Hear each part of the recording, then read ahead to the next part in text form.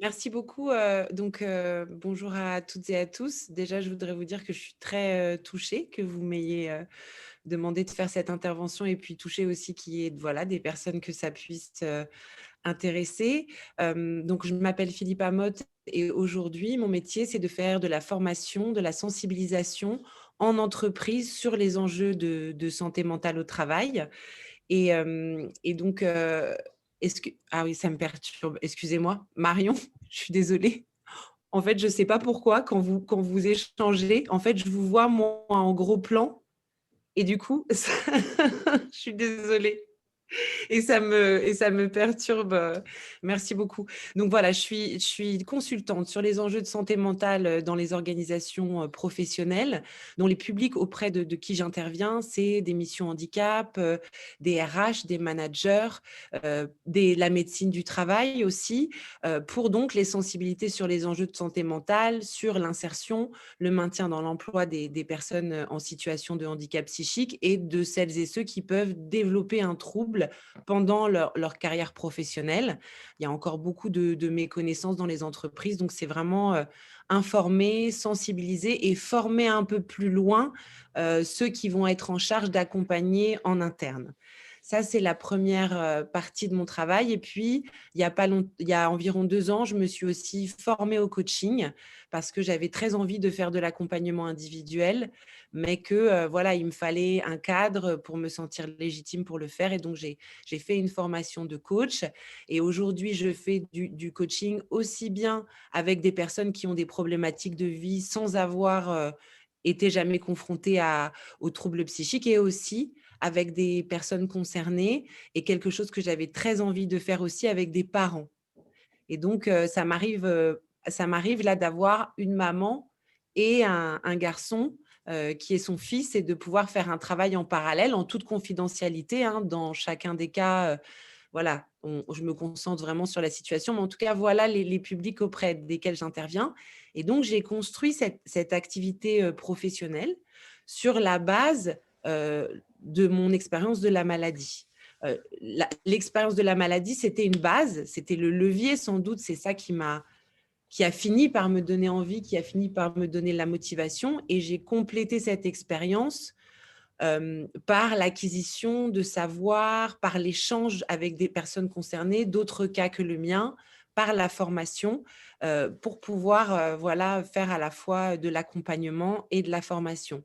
Et donc, ce que je voudrais aujourd'hui, en fait, c'est témoigner, vous raconter ce qui m'a amené là, partager avec vous les réflexions que ça m'a évoquées tout au long du chemin. Et donc, l'idée, c'est que quand je ne vais pas forcément en parler très longtemps, je vais en dire, mais l'idée, c'est aussi que vous puissiez vous exprimer, poser des questions. S'il y a d'autres pères aidants, voilà, moi, en plus, mon parcours, il est un peu atypique. Donc, vraiment, et puis, c'est toujours hyper intéressant de ne pas avoir justement un seul témoignage. Donc, s'il y a d'autres personnes qui veulent apporter leur expertise, leur témoignage, c'est intéressant. Et puis, qu'on puisse avoir un grand temps de questions-réponses pour qu'on, voilà, créer une espèce de tribune pour qu'on puisse échanger et qu'on puisse voilà, essayer de faire évoluer la discussion. Donc, je vais commencer par ce témoignage. Alors déjà, moi, quand je suis tombée malade, j'étais en licence d'histoire, j'avais 20 ans. Et ça a été quelque chose d'assez brutal. Ça a commencé par un épisode dépressif et puis ensuite, j'ai vraiment eu un gros épisode de décompensation et ça s'est très mal passé parce que j'ai été pris en charge par la police, j'ai été enfermée, j'ai été attachée à l'infirmerie de la police psychiatrique de Paris et je crois que vraiment ça a marqué très fort. Je pense que c'est un épisode qui a été extrêmement traumatique pour moi parce que je ne comprenais pas ce qui m'arrivait, je ne comprenais pas dans quel état j'étais et la réponse qu'on m'a donnée a été extrêmement brutale et extrêmement sévère. Comme en plus j'étais dans un état un peu paranoïaque, bah, au fond, ils ont confirmé les croyances que ma confusion me racontait. Donc vraiment, pour moi, ça a déterminé mon rapport aux soins. Et il s'est passé quelque chose d'assez particulier, c'est que J'ai été prise en charge, il y a presque une année comment dire? Où j'étais à plat en fait, hein, où j'étais incapable de faire quoi que ce soit. J'ai été hospitalisée plusieurs fois. Il y a le diagnostic qui a été posé de bipolarité, dans un centre expert et après, je suis repartie dans la vie comme si de rien n'était. Comme si ça s'était jamais passé. J'ai validé ma licence, j'ai fait une école de communication, j'ai fait un premier stage, dans ce que je voulais faire et en fait, je me suis rendu compte après coup que j'ai presque mis une omerta, en fait, là-dessus. C'est-à-dire que je vivais comme si ça n'existait pas, alors que quelque chose de très grave s'était passé et en même temps, ça m'a permis d'avancer, mais je me suis sans doute mis dans des circonstances où j'ai dû être en hyper-adaptation et en même temps, ça a créé, voilà, comme un décalage permanent entre moi et les milieux dans lesquels j'évoluais parce que je ne parlais jamais de ce qui m'était arrivé, jamais, je n'en parlais jamais. Je n'ai pas été en rapport avec des institutions enfin, avec des institutions ou un accompagnement institutionnel post, hospitalisation. Je connaissais pas du tout à l'époque, déjà il devait y en avoir moins des organismes, destinés à l'accompagnement, à la réinsertion sociale, professionnelle. Moi, j'avais pas la moindre idée qu'il existait un monde de la santé mentale. J'avais pas la moindre idée que ça puisse être une cause, pas la moindre idée que autant de personnes soient concernées et dans ma tête, je me disais: «Surtout Philippa, tais-toi. Tu es quelqu'un qui n'est pas comme voilà, tu as vécu des choses indicibles. Si tu sors ça dans un dîner ou n'importe où, ben, ça va pas passer, donc tais-toi». Et en 2003, donc j'ai 3 ans après, j'ai redécompensé et là, effectivement, le fait que j'ai absolument pas pris en compte, la dimension de fragilité, la dimension de nécessité de mettre en place des adaptations, une stratégie dans la vie, je pense que ça a beaucoup joué parce que pour tout vous dire, je travaillais à cette époque-là dans une agence de communication, à peu près autour de 15 heures par jour. Voilà, dans un rythme complètement effréné, sur des sujets qui me passionnaient et je suis vraiment, rentrée en surchauffe et moi, à chaque fois que je fais une décompensation, c'est quelque chose de très violent. Autant entre les décompensations, bah, j'arrive à avoir vraiment une stabilité à faire des choses, mais à chaque fois, c'est très brutal et j'ai encore vécu une hospitalisation sous contrainte, de 3 mois cette fois. Je pense qu'il y a le traumatisme de la première hospitalisation qui m'a empêchée de y aller et donc je me suis encore retrouvée dans ce qu'on peut trouver de plus dur en psychiatrie et donc l'expérience que j'ai moi de la psychiatrie, c'est d'abord les services fermés, que j'ai trouvé extrêmement violents, dont j'ai pensé que ça portait atteinte à la dignité humaine. Ça a vraiment créé pour moi une forme de j'étais là vraiment je parle de manière très transparente, hein. J'ai été scandalisée, par tout, par le fait qu'on m'a jamais parlé, qu'on m'a jamais demandé ce que je ressentais, ce que je vivais. Je me suis sentie accueillie, mise dans une chambre et après mise à la queue leu leu, on m'a donné des médicaments, j'errais dans les couloirs, j'allais demander des permissions pour avoir mes affaires ou pour sortir comme un enfant et le reste du temps, il ne se passait rien, rien et donc c'est là que j'ai eu cette première formidable expérience de la paire aidance. Je crois que d'une certaine façon, à un certain degré, on est tous pères aidants les uns vis-à-vis des autres et moi, je sais que quand j'étais à l'hôpital, autant je ne disais rien aux médecins, je n'avais aucune confiance dans les médecins, autant j'ai créé des liens, qui existent encore aujourd'hui, hein, des liens, qui se sont créés il y a 15 ans et qui existent encore aujourd'hui avec des personnes qui m'ont énormément apporté parce qu'entre malades, on se raconte ce qu'on vit, on se soutient et il y a des relations très singulières qui se nouent et souvent, avec une très forte dimension affective qui fait que on peut jamais vraiment se lâcher, en fait. Même quand on prend des chemins de vie qui sont différents, même si on se parle pas pendant 1 ou 2 ans, voilà, il y a toujours quelque chose qui a été entretenu, qui font que c'est des grandes amitiés qui durent depuis très longtemps et qui me sont très, très chères. Parce que pour moi, il y a une dimension de famille, enfin et ça m'a beaucoup apporté. Et les patients, en psychiatrie, les rapports humains qu'on avait, m'ont beaucoup apaisée. Et j'aimais bien aussi le fait qu'il y avait des rapports qui étaient très francs et très directs, en fait. Comme on était tous, un peu sans filtre, j'aimais bien moi ce type de rapport et aussi c'est peut-être là que j'ai fait ma première expérience de la pérédance sans le savoir. Parce que en fait, moi, j'ai remarqué que quand j'arrivais en psychiatrie, d'abord, j'avais très peur et quand je commençais à prendre un peu mes marques, sans doute pour oublier ma propre, souffrance, je me mettais à m'occuper de tout le monde. À m'occuper de tout le monde, à faire la justicière quand j'estimais qu'on parlait mal à quelqu'un, je voilà, il y avait un côté comme ça où c'est comme si tout de suite je m'étais dit: «Oh, mais ces gens, il faut qu'on les aide», sans me rendre compte qu'en fait, j'étais, parmi eux, vous voyez? Et alors je faisais, s'il y en avait un qui aimait, les gâteaux, je demandais à mon père, de ramener, 6 paquets de gâteaux. Ou bien il y avait une dame qui avait tout le temps une mine, elle était très, très, dépressive et elle avait une mine très blafarde et ça me touchait beaucoup et un jour je lui ai dit, «Viens, je vais te maquiller».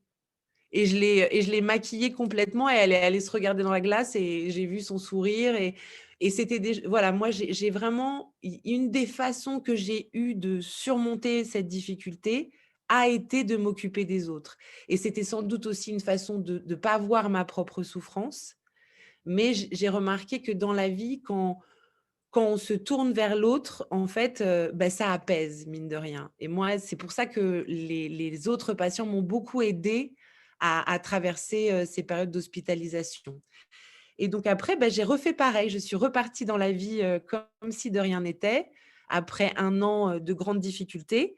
Et puis j'ai recommencé à travailler, encore une fois dans une agence de communication, encore une fois, beaucoup. Bon, ça passait pour l'instant, ça allait, en sachant que, bah, je ne parlais toujours pas, hein, de ce qui m'était arrivé.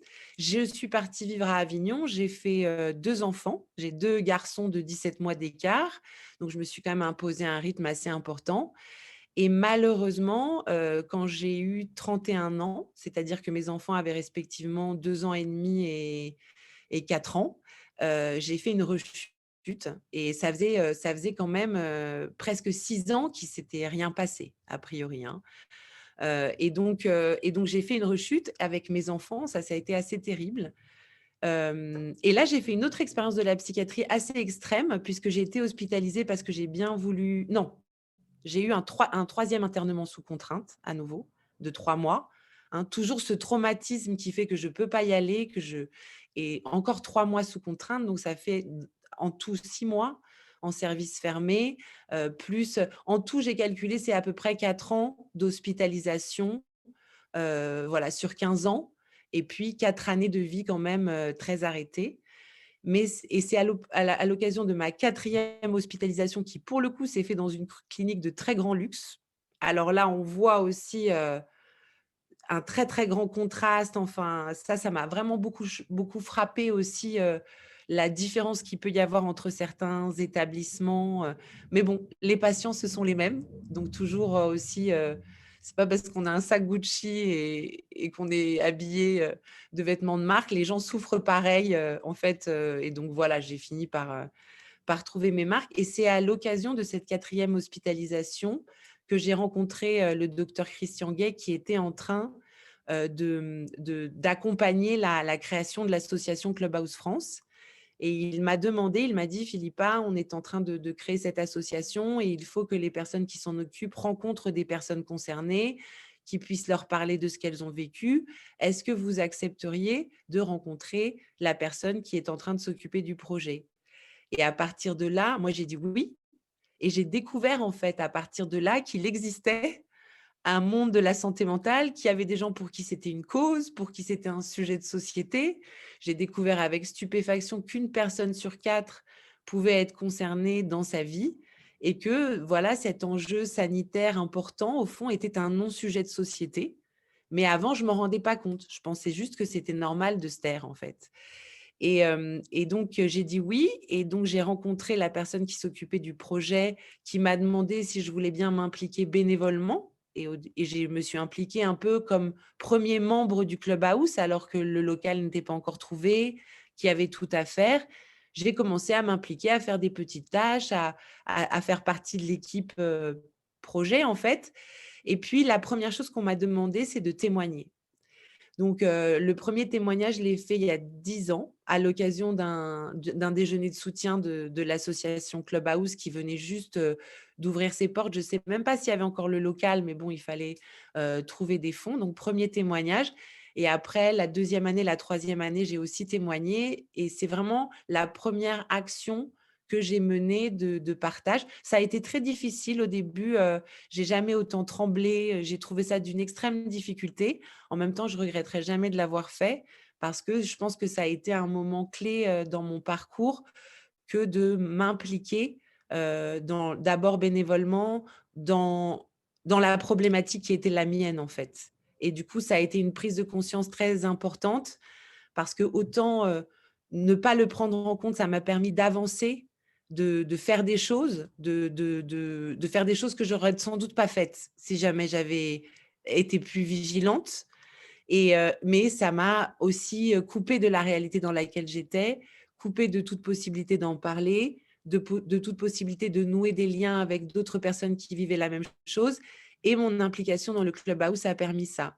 Donc j'ai d'abord témoigné et puis comme le Clubhouse avait un rapport très étroit avec les entreprises, on a tout de suite, commencé un dialogue avec les entreprises et ce qu'elles nous ont dit, c'est: «Écoutez, nous, le sujet du handicap psychique, ça nous fait peur, en interne, c'est tabou, on n'en parle pas. Donc la première chose qu'on a besoin, c'est d'être sensibilisé et j'ai participé à l'élaboration de la première sensibilisation qu'a fait le Clubhouse dans les premières entreprises qui ont voulu et j'ai participé aussi à l'animation.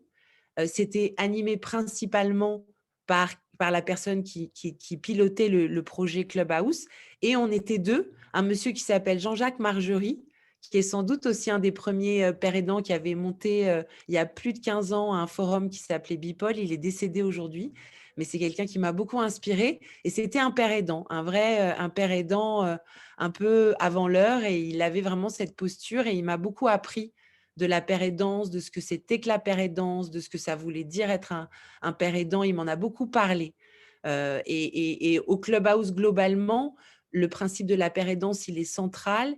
Et au Clubhouse, au moins dans le cadre de l'association, on est tous pères aidants, dans ce sens où chaque personne qui est un tout petit peu plus avancée sur le parcours peut être un soutien, peut partager son expérience et aider l'autre à mieux la confronter. Ça, c'est une émulation qu'il y a en permanence au Clubhouse. Après, en faire un job, ça a pris beaucoup plus de temps. D'abord, quand je suis allée faire les sensibilisations, à cette époque-là, je travaillais avec mon père. Donc voilà une adaptation que j'ai mis en place quand même à ce moment-là. D'une certaine façon, j'étais protégée dans un milieu, familial et puis au bout de 3 ans, j'étais impliquée dans le Clubhouse. Je faisais ces sensibilisations bénévolement. J'ai continué à les faire, j'en ai fait peut-être une dizaine comme ça et à un moment donné, je me suis dit: «Là, il y a un métier». Je me suis dit: «Là, il y a un métier et moi, j'ai envie de faire ce métier. J'ai envie de faire ça, professionnellement, d'en faire mon métier» et j'ai d'abord été embauchée, j'ai eu beaucoup de chance là, par le CCAH, qui est un centre de formation, sur tous les types de handicap remplacer leur responsable de formation. Alors, c'est vraiment quelqu'un qui m'a fait confiance. Ça, c'est extraordinaire, les gens dans la vie qui parient sur vous, qui vous font confiance, alors qu'a priori, quand même, le profil n'est pas forcément, voilà, celui qui pourrait correspondre. Et donc, 1 an à apprendre ce que c'était que le métier de formateur, moi-même à piloter le métier de d'autres formateurs, à apprendre à construire des ingénieries pédagogiques.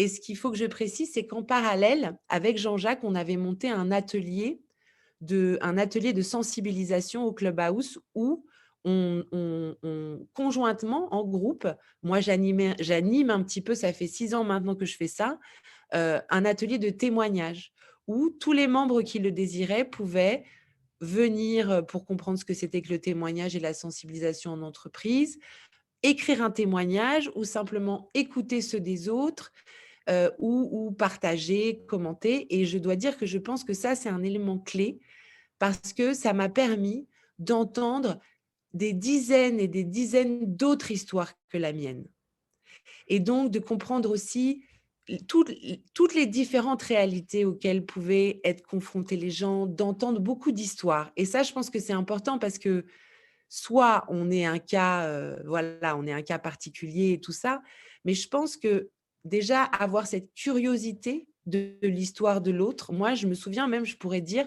ça me passionnait de questionner, d'entendre tous ces témoignages. Après comme les personnes venaient avec moi en entreprise pour témoigner, on faisait des voyages, parfois en train, on passait des nuits ensemble parce qu'on allait faire ces sensibilisations ensemble et je me souviens que j'étais très, très passionnée par, les détails de leur parcours, il y avait quelque chose en moi qui était en train de chercher, d'analyser, qui avait envie de mettre en mots, de mettre en forme ce vécu, qui sentait qu'il y avait des enjeux très forts sur le plan humain. Il y avait une partie de moi aussi qui était révoltée, qui avait envie d'agir, qui avait envie de faire des choses et à travers tous ces témoignages et cette participation, j'ai beaucoup, beaucoup, appris. Après mes 1 an au CCH, je me suis lancée en indépendant et c'était dur au début. Alors et j'avais quand même la garantie que le Clubhouse allait me demander d'être leur formatrice pour leurs entreprises et le CCH aussi qui m'avait dit qu'ils allaient continuer à me faire travailler. Donc je suis pas partie en indépendant complètement sans filet et ce que j'ai fait, c'est que j'ai jamais arrêté de me former, en autodidacte, j'allais dire, mais être autodidacte, ça veut pas dire on apprend tout seul. Ça veut dire qu'on choisit ses sources, en fait. Sur YouTube, aujourd'hui, il y a plein de conférences de médecins, d'accompagnants. Il y a beaucoup de livres aussi qui sont disponibles. Il y a des podcasts, il y a des témoignages et moi, en fait, j'ai beaucoup étudié, en fait, mais j'ai choisi mon programme. Par exemple, je me suis passionnée pour l'histoire de la psychiatrie. Comme j'ai fait des études d'histoire, aborder les choses sous un angle historique, ça m'a intéressée. J'ai lu les manuels de psychiatrie, ça m'a pas intéressée, mais je les ai lus. J'ai trouvé des auteurs comme un monsieur qui s'appelle Serge Tribolet, qui a écrit, La folie, un bienfait pour l'humanité ou Le privilège de la folie, qui est un psychiatre, qui portait d'autres regards sur tout ça. Un monsieur qui s'appelle Henri Grivois aussi. J'ai cherché des sources en fait pour m'alimenter, lu beaucoup d'articles, donc mais j'ai pas fait la formation, moi universitaire et j'ai construit mon savoir de manière assez indépendante, mais j'avais un problème de légitimité et j'étais toujours embarrassée à la fin des formations quand on venait me demander si j'étais psy ou quand il fallait se présenter au début. J'avais inventé un système de storytelling, et c'était difficile en termes de légitimité et c'est pour ça que je pense que ce qu'il y a de vachement bien dans cette formation, c'est que justement ça peut asseoir la légitimité et moi j'ai beaucoup souffert de ce manque de légitimité qui était, je pense pas justifié, qui était dans ma tête, qui était une forme d'auto-stigmatisation parce que les gens étaient toujours très réceptifs à mes interventions.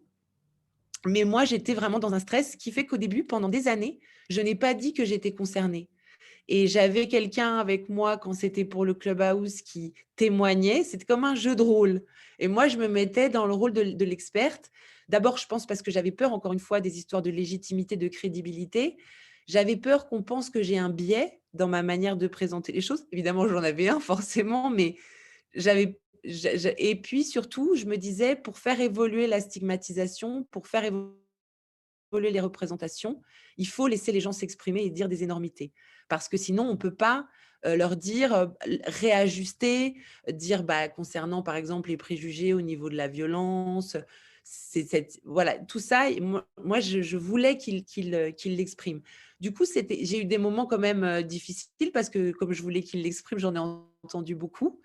Mais je crois aussi que ça m'a forgée parce que j'ai appris à écouter le point de vue des autres, de ceux qui ne sont pas concernés, de ceux qui sont confrontés à ça, par le biais de leurs proches, ou bien dans les entreprises, des managers et ça aussi, je crois que c'est très important de pouvoir écouter la parole de ceux qui sont pas concernés, mais qui sont confrontés à ça et c'était difficile pour moi d'écouter cette parole parce que c'est difficile d'écouter la souffrance de l'autre, quand soi-même on est dans une encore plus grande souffrance mais en tout cas, tout ça m'a énormément appris et je dirais que c'est sur tout ça que j'ai fondé mon travail de père aidante. Alors j'ai vu un truc apparaître du coup dans dans le chat, alors ça m'a alors qu'est-ce que j'étais en train de dire? C'est comme ça que j'ai construit mon travail de père aidante, mais j'avais très envie, en plus de la formation, de faire de l'accompagnement individuel, comme je vous l'ai dit, et c'est pour ça que je me suis formée au coaching, pour pouvoir accompagner en individuel, et du coup, c'est vrai que là, je dirais qu'avec tout ce dispositif, on peut commencer à parler de père aidant professionnel, même si je n'ai pas, j'allais dire de formation universitaire ou de voilà, de diplôme, hein. C'est pour ça que je suis toujours un peu j'hésite toujours avec ce terme de père aidance parce que, voilà, aujourd'hui, il y a des formations, il y a des gens qui sont diplômés. Moi, j'ai construit ça de manière un peu atypique, mais aussi peut-être parce qu'il y a 10 ans, bah, le sujet était moins avancé et que du coup, il a fallu un peu inventer et donc pour accompagner les gens en individuel, c'était vraiment quelque chose dont j'avais envie et je me disais, parce qu'on a tendance à dire le coaching, c'est pas à répondre que non. Je me disais: «Non, on peut accompagner des personnes quand elles commencent à se stabiliser en coaching pour les accompagner dans leur parcours de vie, pour leur montrer qu'elles ont des ressources, qu'elles sont bien plus que leur pathologie, pour les aider à lever les freins et pour leur montrer qu'elles ont le droit d'avoir un projet, de rêver et de concrétiser en dehors de la pathologie». Parce que moi, je suis persuadée, que chaque personne qui est touchée par ça est bien plus que ça, mais que ces troubles ont le pouvoir, toxique de nous raconter l'histoire qu'on ne peut plus rien, en fait. Et donc je voulais utiliser cette aventure du coaching et je dois dire que là, je voudrais quand même partager avec vous les difficultés, auxquelles que j'ai rencontrées et qui m'ont beaucoup intéressée parce que, comme je coachais des gens qui avaient d'autres problématiques, et ben, je me suis rendu compte, première chose, que non, c'était pas la même chose d'accompagner, des personnes qui se demandent, je sais pas, changer de boulot ou changer de mec, et des personnes qui, avaient un parcours psychiatrique, assez lourd. Et sur le moment, je me suis juste dit ça, je me suis dit: «Non, tu t'es un peu voilé la face, tu as cru que tu pouvais appliquer», et puis je me suis fait superviser aussi, autour de ce coaching. J'en ai parlé à mon psychiatre et c'est ça, j'ai ressenti un besoin de supervision. Je me suis dit: «Là, dans les séances de coaching, avec des personnes concernées, oh là là, c'est plus confrontant», et en fait, je me suis rendu compte qu'il y avait effectivement pas de différence, mais par contre la différence quand même, incontestable, c'est le degré de souffrance avec lequel on travaille. En fait, je dirais que c'est ça la principale différence, c'est-à-dire que vraiment, les personnes que j'accompagne, elles sont dans elles ont des parcours, elles sont dans un niveau de souffrance et de fragilité qui fait qu'en tant que coach, il faut vraiment travailler sur sa posture, travailler sur son écoute, parfois renoncer à faire des exercices de coaching assez lambda pour vraiment être dans la paire-aidance. Et donc, avec les personnes concernées, je mixe la paire-aidance, l'écoute, l'échange, le partage d'expériences, et quand c'est approprié, je vais utiliser un exercice de coaching. Mais là où dans un coaching classique, je vais toujours utiliser des exercices à chaque séance, il y a des fois où je me rends compte que ça pourrait même être, dangereux ou déstabilisant. Ce qu'il faut savoir, c'est que moi, pendant les séances, ça m'arrive d'avoir une maman qui pleure pendant 1 heure et demie. Ou bien récemment, ça m'est arrivé, quelqu'un qui m'annonce qu'il connaît déjà, l'heure et le jour et le procédé pour se suicider. Et en fait, ça, c'est quand même quelque chose que je trouve hyper important parce que, voilà, on est confronté à des niveaux de souffrance et à des situations de détresse qui sont très grandes, en fait. Et c'est ça, pour moi, la principale, différence. Je vais bientôt m'arrêter et je voudrais partager avec vous, quelque chose qui a émergé en plus il y a 3 jours, heu, dans le cadre de mon travail de père aidant. J'étais très intéressée par le fait de voir les dossiers médicaux de, des personnes que j'accompagne. Déjà parce que ça m'intéresse de voir comment les choses sont écrites en psychiatrie, et d'autant plus que ce sont des personnes qui m'ont raconté des parcours, il y en a 2, des parcours psychiatriques très lourds, avec, un niveau pour le coup, de maltraitance, en tout cas d'après leur dire, hein, impressionnant. Vraiment des choses qu'on peut pas, que moi j'aurais jamais imaginé que ça puisse être si grave. Des gens qui ont pas été soignés pour un problème physiologique parce qu'ils étaient en isolement et qui se sont retrouvés plusieurs semaines dans le coma. Ou bien, soit semble-t-il aussi, des choses assez graves qui pouvaient être provoquées par les doses de traitement. Et ça, c'est vraiment ce que les gens me racontent et globalement, j'ai entendu dans les témoignages, beaucoup de témoignages, de gens qui avaient vécu des choses de la contention, de l'enfermement, et parfois dans des conditions extrêmement dures. Je pense qu'il faut quand même le dire, hein, moi, j'ai vu les salles d'isolement, c'est des cellules, enfin, en tout cas, celles que j'ai vues, on dirait qu'on pourrait faire là on dirait un endroit où on va des rats de laboratoire. Moi, je me souviens d'une notamment qui était un cube avec des carreaux blancs, enfin c'était, terrifiant et les récits que j'entends sont des récits terrifiants. Je pense que ce serait important d'ailleurs de faire un livre de récits d'internement parce que, en tout cas, bon, moi évidemment, je suis très à vif parce que j'ai vécu les mêmes choses, mais en tout cas, c'est quelque chose qui me tient très à cœur et c'est vrai que quand j'ai lu et donc j'ai eu accès à ces dossiers médicaux et dont à 2 récits coup sur coup, où c'était carrément la vie de la personne qui avait été mise en danger par la contention, par l'isolement. Et donc il y avait et là je me suis dit, je le partage avec vous parce que et là je me suis dit: «En fait, c'est pas possible, il faut qu'on fasse quelque chose. Il faut qu'on fasse quelque chose pour» et ça pour moi aussi, ça fait partie de mon travail de père aidant. J'ai toujours dit que j'étais pas une militante, mais en fait devant tout ça, moi je crois qu'il faut absolument que c'est quelque chose que les gens sachent, qui soit dénoncé et qui soit plus possible en fait. Parce qu'il se passe vraiment des choses graves. Moi-même, j'ai subi des traitements vraiment extrêmement violents d'enfermement, de contention, d'absence d'échange, mais vraiment, une absence totale d'échange. Donc imaginez, vous passez 3 mois dans des couloirs aérés et à prendre des médicaments. Je pense que tout ça n'a aucun sens et en fait, par contre, j'ai conscience qu'il y a des gens très bien, j'en ai rencontré, notamment à partir du moment où je me suis engagée, auprès du Clubhouse. Donc j'ai découvert aussi qu'il y avait beaucoup de gens qui savaient ces choses-là, qui avaient envie de les faire évoluer. Il m'est arrivé aussi de rencontrer dans les services des infirmières, des infirmiers qui avaient une approche, plus humaine, et plus soucieuse. Mais voilà, moi aussi dans mon travail de père aidant, j'ai beaucoup de mal, quand j'entends parler de ces maltraitances, à rester sans rien faire. Là, je pense qu'il y a un enjeu et encore une fois, il ne s'agit pas parce que j'imagine quand on est psychiatre et qu'on entend ce que je dis, on pense, procès, judiciarisation et problème de responsabilité.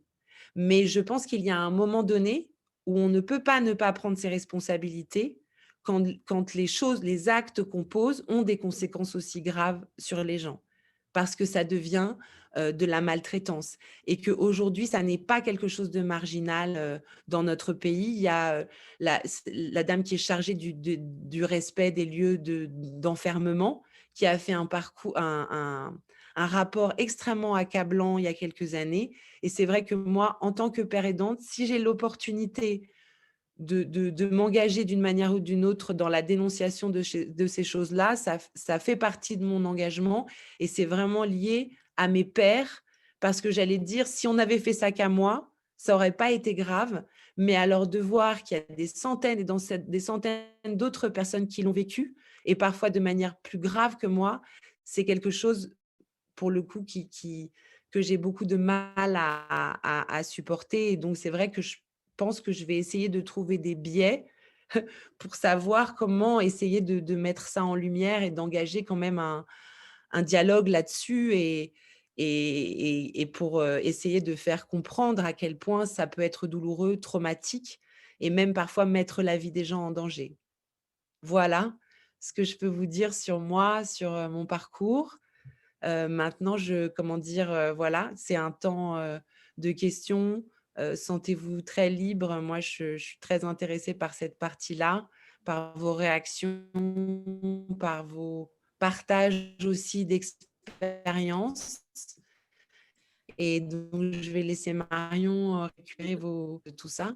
Ouais, merci beaucoup vraiment de ce partage, de la richesse et de la sincérité aussi qui transparaît et qui nous permet de nous toucher directement là où ça touche, en fait.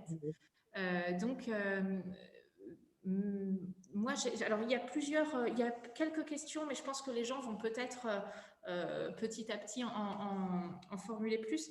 Il y avait, moi, ce qui m'animerait bien, c'est moi ce que j'ai pu ressentir quand on parle de père aidance et de les différentes dimensions. J'ai l'impression que dans tout ce que tu racontes, il y a comme une première dimension qui te vient, qui est celle du soutien entre pairs, en Oui, fait, exactement. ou finalement très horizontale et très au sein de l'unité d'hospice. Donc, ma première question à moi, c'était, bah, finalement, j'ai l'impression qu'il y a une première dimension qui est le soutien entre pairs, et puis tu parles après de quelque chose qui s'inscrit, qui se professionnalise avec la question de comment tu te fais accompagner pour en supervision, etc. Et puis, il y a cette dernière dimension aussi de, de, d'engagement, de j'ai advoqué ici qui me vient, en tout cas, de, voilà, enfin, Oui, oui, pas oui. militantisme, mais quand même, en tout cas, d'avoir l'énergie d'avoir besoin de porter une parole sur les choses qui te paraissent être Mm. indispensables. Donc, est-ce que moi, j'ai une première question qui est, quelle différence tu fais, toi, entre est-ce qu'il y a une différence vraiment fondamentale entre le soutien entre pairs de la vie dans le soin au départ, et la pérédance qui se professionnalise? Est-ce qu'il y a une vraie différence, ou est-ce que finalement c'est de la continuité et que... Ben, il y a à la fois une différence et une continuité. Parce que moi, je pense que, alors, le soutien entre pairs, j'allais dire, ça existe dans plein, plein, plein de domaines. Et on a très bien identifié que c'était toujours un bienfait et que c'est de l'échange de pratiques, de l'échange d'expériences, le fait de voir des gens qui ont vécu la même chose que soi. Donc, j'allais dire, c'est pas tellement spécifique au fond à la psychiatrie, la pérédance. Ça existe et c'est vrai que, et quand je dis il y a à la fois une différence et une continuité, c'est que moi, tout en me professionnalisant et en essayant de développer une approche professionnelle, j'estime que les ateliers que j'ai animés au Clubhouse qui étaient des ateliers de pair et danse pour le coup horizontal, où on était tous entre nous, même si moi j'animais un peu, c'était au club, on est tous entre nous. Et ben, c'était indispensable pour moi de me nourrir de cet espace de la pair et danse horizontale qui est le vécu des gens, qui est le partage, qui est la relation, pour pouvoir nourrir ma pratique professionnelle. C'est pour ça que je crois que d'être toujours au contact des gens, moi je sais que je rencontre toujours des nouvelles personnes, des jeunes, des moins jeunes. Aussi une chose que je fais, c'est que j'essaye de toujours dire oui, si je peux. Dans les sollicitations, pour l'instant, je peux, et je peux pas, voilà, toujours être au contact des gens.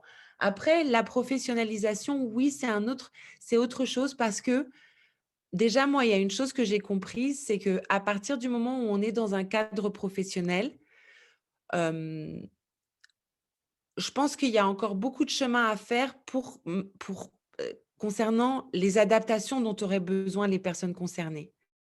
Le problème, c'est que quand on va bien, on dirait qu'on n'a rien et du coup, quand il y a les signaux, et ben, on peut mal les interpréter ou du moins avoir du mal à y répondre de manière adéquate, hein, donc et quand on arrive dans un monde professionnel, et ben, on arrive dans un monde où, bah, il y a des exigences de résultats et au fond, la bienveillance et l'empathie qu'on va trouver avec ses pairs quand on est entre nous dans un contexte privilégié, et ben, quand on passe dans le monde professionnel, et ben, là, les enjeux sont pas les mêmes parce qu'on attend de nous une prestation. Je peux vous dire qu'en entreprise, voilà, on a le même nombre de gens qui ont de la compassion pour les personnes qui souffrent, de troubles psychiques que les autres qui pensent que tout ça, ça a rien à voir dans le monde du travail. Quand on est face à des médecins du travail aussi, ben, ils sont exigeants. En plus, moi, j'ai fait cette erreur de pas le dire assez tôt, hein, de pas en parler, de vouloir être dans cette posture d'expert et du coup, je me suis vraiment heurtée, bah, justement au fait que: «Bon Philippa, toi tu viens faire une formation, on attend de toi une prestation professionnelle, tu seras jugée et évaluée sur cette prestation et donc il faut vraiment que ce soit pro». Je pense qu'il faut accepter effectivement l'idée d'une professionnalisation, l'acquisition de compétences, c'est-à-dire que le savoir expérientiel, c'est un levier pour développer un savoir et qu'il faut quand même compléter à la fois par un savoir théorique et par être en veille sur son sujet. Lire des articles, regarder ce qui se fait, mais je crois que tous les pères aidants font ça. Quand on leur parle, on voit bien, hein, qu'ils ont construit comme ça tout un savoir, souvent il y a je suis sûre que même ceux qui ont fait la licence, ils avaient déjà commencé en autodidacte à manier plein de choses, mais en tout cas, il faut compléter le savoir expérientiel par aussi des bases théoriques et l'expérience Mmh. et je dirais que la principale, voilà, le et on va se heurter au monde professionnel et il faut être prêt. Il faut être prêt et puis, par exemple, vous savez, moi, une des raisons pour laquelle j'ai pas fait la formation, c'est parce que je pense que je n'aurais jamais pu travailler en milieu hospitalier ou peut-être même dans un lieu d'accompagnement. À tort, parce qu'il y a sans doute des endroits super, mais je crois qu'il y a un tel trauma de l'institution que voilà. Je pense aussi que de travailler en indépendance, ça m'a permis de mettre en place mon propre rythme, donc mes propres aménagements. Mais en tout cas, oui, il y a des enjeux qui sont autres, en tout cas dans la pérédance horizontale et quand on rentre en professionnalisation, quand on pense en plus à la difficulté qu'ont les services de psychiatrie à intégrer des pères aidants, on peut pratiquement être sûr qu'on peut être attendu au tournant quand même, hein. Donc vous voyez là, il y a une valeur ajoutée, qui mérite salaire et qui doit, voilà être, je dirais que c'est ça, moi, pour moi les 2. Il y a plusieurs questions. Il y a deux types de questions là qui sortent. La première qui fait suite à ce que tu disais. Il faut remettre le micro de Denis. De la question dans cette distinction entre père et danse dite amicale, enfin par la personne en tout cas qui pose la question, et père et danse professionnelle, la question qui est posée, c'est est-ce qu'il y a une notion de distance, de place respective et de posture aussi en tant que telle? Est-ce que finalement il y a nécessité d'une certaine distance comme père et danse professionnelle? Alors pour le coup, c'est plus vis-à-vis de notre équipe de travail ou des gens à qui on doit une prestation. Mais en fait, je crois que, moi, pour moi, de toute façon, l'accompagnement, si c'est pas fondé sur la parité, ça n'a pas de enfin, je conçois pas autrement l'accompagnement que, l'autre est un autre, égal à moi. Il a des ressources pas les mêmes que moi, il a une intelligence pas la même que moi, il a un vécu pas le même que moi et donc, même en coaching avec des gens sur d'autres problématiques, pour moi, la parité, quand on accompagne, pour justement pas aussi établir une trop grosse emprise, c'est indispensable. Par contre, c'est vrai que moi, je pense que ma posture a évolué d'une manière incroyable en 10 ans et ça, c'est l'expérience et je pense que c'est pas la distance, mais c'est la posture. Oui, vraiment, là, c'est des choses sur lesquelles j'ai dû mener une réflexion. La manière aussi dont on est touché par les choses, assumer d'être touché, continuer d'être touché et en même temps trouver le moyen de vraiment mettre de la distance. C'est-à-dire, moi, je suis là pendant la séance pour apporter un maximum de choses, mais c'est aussi ça que m'a offert le coaching, c'est un cadre. C'est un cadre. Parce que c'est vrai aussi dans la pérédance, horizontale, il y a des choses très affectives qui peuvent exister et c'est vrai que quand on accompagne quelqu'un dans un travail parce qu'il a un objectif ou parce qu'il a une difficulté qu'il veut dissoudre, là, c'est pas pareil que de l'amitié. On a un cadre et on a une obligation de moyens. Voilà, et il y a une méthodologie à avoir et ce cadre, il est très important aussi humainement parce que c'est vrai que moi, je peux vous dire que là, ça commence à aller un peu mieux, mais j'ai dû accompagner 6 ou 7 personnes qui étaient concernées. de manière chronique, qui avaient tous des parcours, enfin non, 4 ou 5 déjà et donc 2 par an et j'ai remarqué que quand je sors de la séance, mon état interne n'est pas le même. J'ai été touchée. Il faut faire attention aux projections, la projection aussi, il faut vraiment réfléchir sur sa posture, sur qu'est-ce que ça veut dire aider. Il faut faire attention au syndrome du sauveur. On sauve pas les gens, on les accompagne, on est leur partenaire, on est leur, et tout ça, en fait, c'est vraiment une réflexion de chaque instant, je crois, hein, c'est ça, c'est là où c'est intéressant d'être supervisé, de pouvoir échanger. Moi, j'ai parlé de ça avec les gens qui sont, avec qui je me suis formée au coaching, avec qui on continue à faire des groupes de pairs, de supervision et leur regard m'a apporté. Des gens qui ne connaissent rien à tout ça et du coup, je leur ai expliqué et j'ai vraiment, je veux te dire, je suis vraiment étonnée, je vous avoue. Pourtant, c'est étonnant que je sois étonnée, mais je suis vraiment étonnée du niveau de souffrance avec lequel je dois travailler. Et vraiment, je dirais que s'il y a quelque chose, moi, qu'il faut absolument, enfin, je veux dire, le soin doit absolument permettre de réguler ce niveau de souffrance. Je suis sûre que c'est possible, mais vraiment, je suis le niveau de souffrance que provoquent ces troubles et aussi la manière dont ils étaient pris en charge jusqu'à maintenant, pas toujours, hein, évidemment, hein, mais potentiellement, hein, Bernard Pachot m'a dit qu'il avait trouvé un article qui avait été fait en Angleterre où ils identifiaient qu'il y avait 20 des gens hospitalisés en psychiatrie qui ressortaient avec le traumatisme de l'hospitalisation. Mais du coup, le parcours de vie dans lequel lance le trouble psychique, moi, j'ai vraiment eu peur pour ma vie.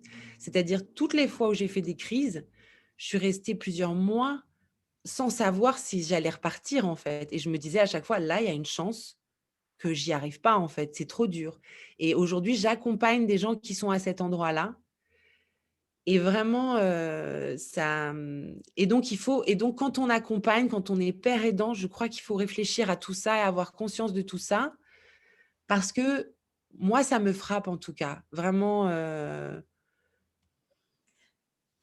Merci de cette. Denis, tu voulais intervenir, je crois. Oui, oui, je voulais venir sur un sujet difficile qui était celui que Philippa a traité, à plusieurs reprises au cours de sa conférence, on va dire ça. Hem, c'est le sujet de la contention et de l'isolement et qui rejoint le sujet aussi du traumatisme que peut ressentir quelqu'un qui a été hospitalisé avec des mesures contraignantes, avec, un affrontement, en affrontement à la réalité qui va se transformer en affrontement à des gens. mmh, Hem et on en parlait avec, Sophie Deloffre il y a très peu de temps.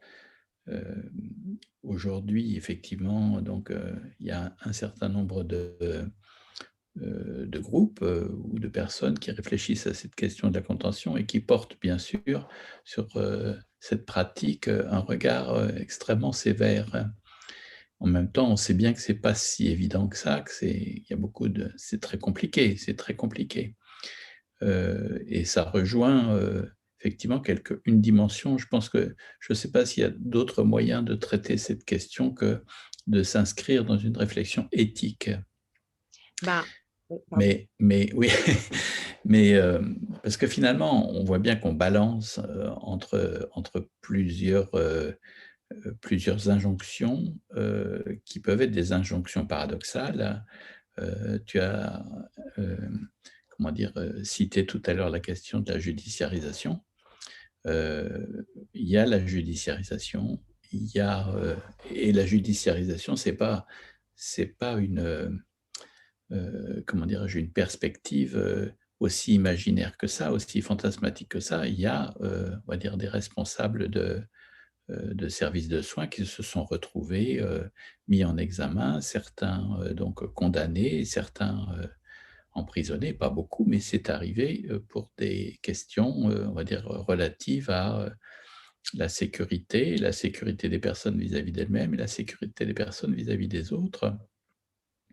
Alors évidemment, on peut toujours se dire qu'il y a de la discrimination clinique à essayer d'affiner, de mettre en branle pour bien réfléchir et poser les bonnes indications. Mais il y a aussi d'autres, comment dirais-je, dimensions, qui interviennent dans l'affaire. C'est souvent, le fait qu'il peut y avoir de l'agitation qui, à certains moments, peut se transformer en affrontement physique et en violence, que le cycle de la violence, c'est comme un système qui perdrait son autorégulation et donc tout d'un coup, ça s'emballe, ça part un petit peu dans tous les sens.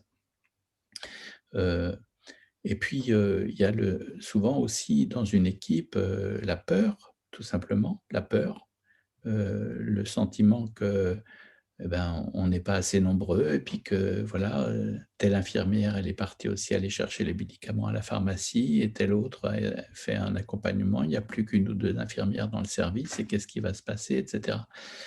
Et moi, j'ai l'impression que tout ça, c'est une question on va dire éthique, encore une fois, hein, et d'affinage de pratique et sans doute de recommandations plus précises et plus, qui doit aller dans le sens, effectivement, de l'échange. Tu parlais du fait qu'il n'y avait pas de parole, hein, et que c'était ça qui faisait le plus souffrir et que hein, Bah, ouais. c'est-à-dire que en fait, Alors allez, après, il y a aussi je termine, je suis peut-être un peu long, mais je non, pense non, que c'est important parce que moi j'ai cogné très fort, donc il faut mettre un peu nuancer quand même, hein. Non mais écoute, Mais moi c'est pas pour je mets pas défendre, c'est tout le parce monde dans le même panier, je sais que c'est pas facile, enfin attention, hein, je j'ai vécu compatis. ça voilà, j'ai vécu ça pendant 40 ans aussi, enfin, l'évolution aussi de la manière d'intervenir, qui pendant longtemps a semblé correspondre à peu près à ce qu'on est en train de dessiner. Puis il y a d'autres moments où on sent une crispation de l'institution ou de la législation ou on va dire, l'attente de la société. On a connu, des des moments où, certains hommes politiques avaient besoin de se démarquer en insistant sur, comment dire?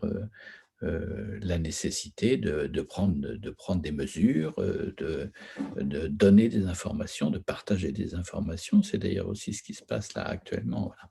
Et alors, il y a alors côté, on va dire, de ce qui est vraiment critiquable aussi, sur cette question de la contention, on voit bien qu'à certains moments peuvent se mettre dans les équipes infirmières des habitudes, j'allais dire, un peu de recherche un peu de tranquillité, de recherche de confort, de recherche, il peut y avoir aussi de l'indifférence. C'est humain, on peut pas la question, c'est comment le système peut-il faire pour que ces pratiques d'isolement soient réellement réduites à ce qui est absolument nécessaire, soient éthiques, soient humaines, soient précautionneuses, soient respectueuses de telle sorte que ce traumatisme de l'hospitalisation et de la contrainte et heu heu, on n'est pas voilà, comment faire en sorte que cette question, on va dire, on en sorte avec l'esprit un peu plus tranquille qu'aujourd'hui où on est entre la culpabilité, comment dire? La projection, de l'autre qui est mauvais, et cetera. Enfin, voilà, je te livre ma réflexion parce que je pense qu'il faut vraiment qu'on s'en saisisse de cette réflexion-là. C'est un point extrêmement important pour la suite des parcours de soins, pour la compliance, pour l'adhésion, pour rencontrer d'autres personnes et pour faire vivre l'humain dans la prise en charge. Alors il y a beaucoup de choses qui me font réagir. Déjà, tu as dit: «Ils ont peur». On peut pas avoir Oui, peur des gens qu'on soigne. C'est pas possible. Vous comprenez? Là, déjà, on a un énorme problème. C'est-à-dire qu'une équipe de travail qui dit: «On a peur», ben, on a un problème. OK, mmh, on a peur, mais qu'est-ce qu'on fait pour arrêter d'avoir peur? On ne peut pas avoir peur des gens qu'on est supposé soigner. Là, on est face à donc en fait, moi, je pense qu'il y a déjà un énorme enjeu de formation. Permettre aux professionnels d'avoir accès, à d'autres choses que, parce qu'il faut quand même se rendre compte que la contention et l'isolement, c'est présenté comme des pratiques cliniques, il me semble. Et qu'aujourd'hui, les psychiatres, ils sont formés à la clinique et qui sont formés à la clinique et que cette clinique, elle est pratique pour, d'une part, catégoriser les choses et d'autre part, maintenir une distance entre soi et la personne soignée puisque le rôle du psychiatre, c'est de poser un diagnostic et de définir un traitement. C'est ça aujourd'hui, le rôle du psychiatre. Et puis, petit à petit, on rajoute des questionnements sur les rythmes de vie, sur une éventuelle stratégie d'emploi, de retour à l'emploi. Mmh. Mais donc moi, je pense qu'il y a un enjeu de formation très fort de qu'est-ce que ça veut dire être psychiatre avec les nouvelles, philosophies, théories d'accompagnement et du coup, de quoi ont besoin les personnes qui se destinent à ces métiers pour pouvoir faire face à tout ça. Et ben déjà, cette histoire de la peur, moi, je trouve ça extraordinaire. Je veux Et dire, tu parles en théorie quand tu dis s'il y a un énorme enjeu de formation, qu'est-ce que c'est que à quoi ça sert la clinique? Le métier de psychiatre, c'est justement de faire ça et en quelque sorte, je prolonge, la phrase que tu n'as pas dite, en disant: «Ça doit rouler». Et ben, c'est beh pas oui, et donc regardez, les psychiatres et moi je les comprends, mmh, ils vont faire des études de 10 ans où on leur explique que leur métier, c'est de faire de la clinique. mmh, Et donc eux, il y a presque une forme d'innocence parce que qu'est-ce qu'ils font? Et ils leur expliquent: «Dans cette clinique, bah, vous savez, il y a des outils thérapeutiques, c'est le pyjama bleu, la contention et l'isolement». Bah, eux, ils se disent: «Allez hop, pyjama bleu». Non, je caricature, mais vous voyez? C'est-à-dire qu'il y a eux, on leur apprend à soigner comme ça et eux, c'est donc c'est là, ils ont pas là, il y a moi, je vois mon psychiatre, c'est un monsieur vraiment de très grande qualité, humain, intelligent, qui s'intéresse à moi, à ma vie. Son approche est clinique. Quand il me parle pendant 1 heure, au fond, il a toujours le traitement en ligne de mire, hein.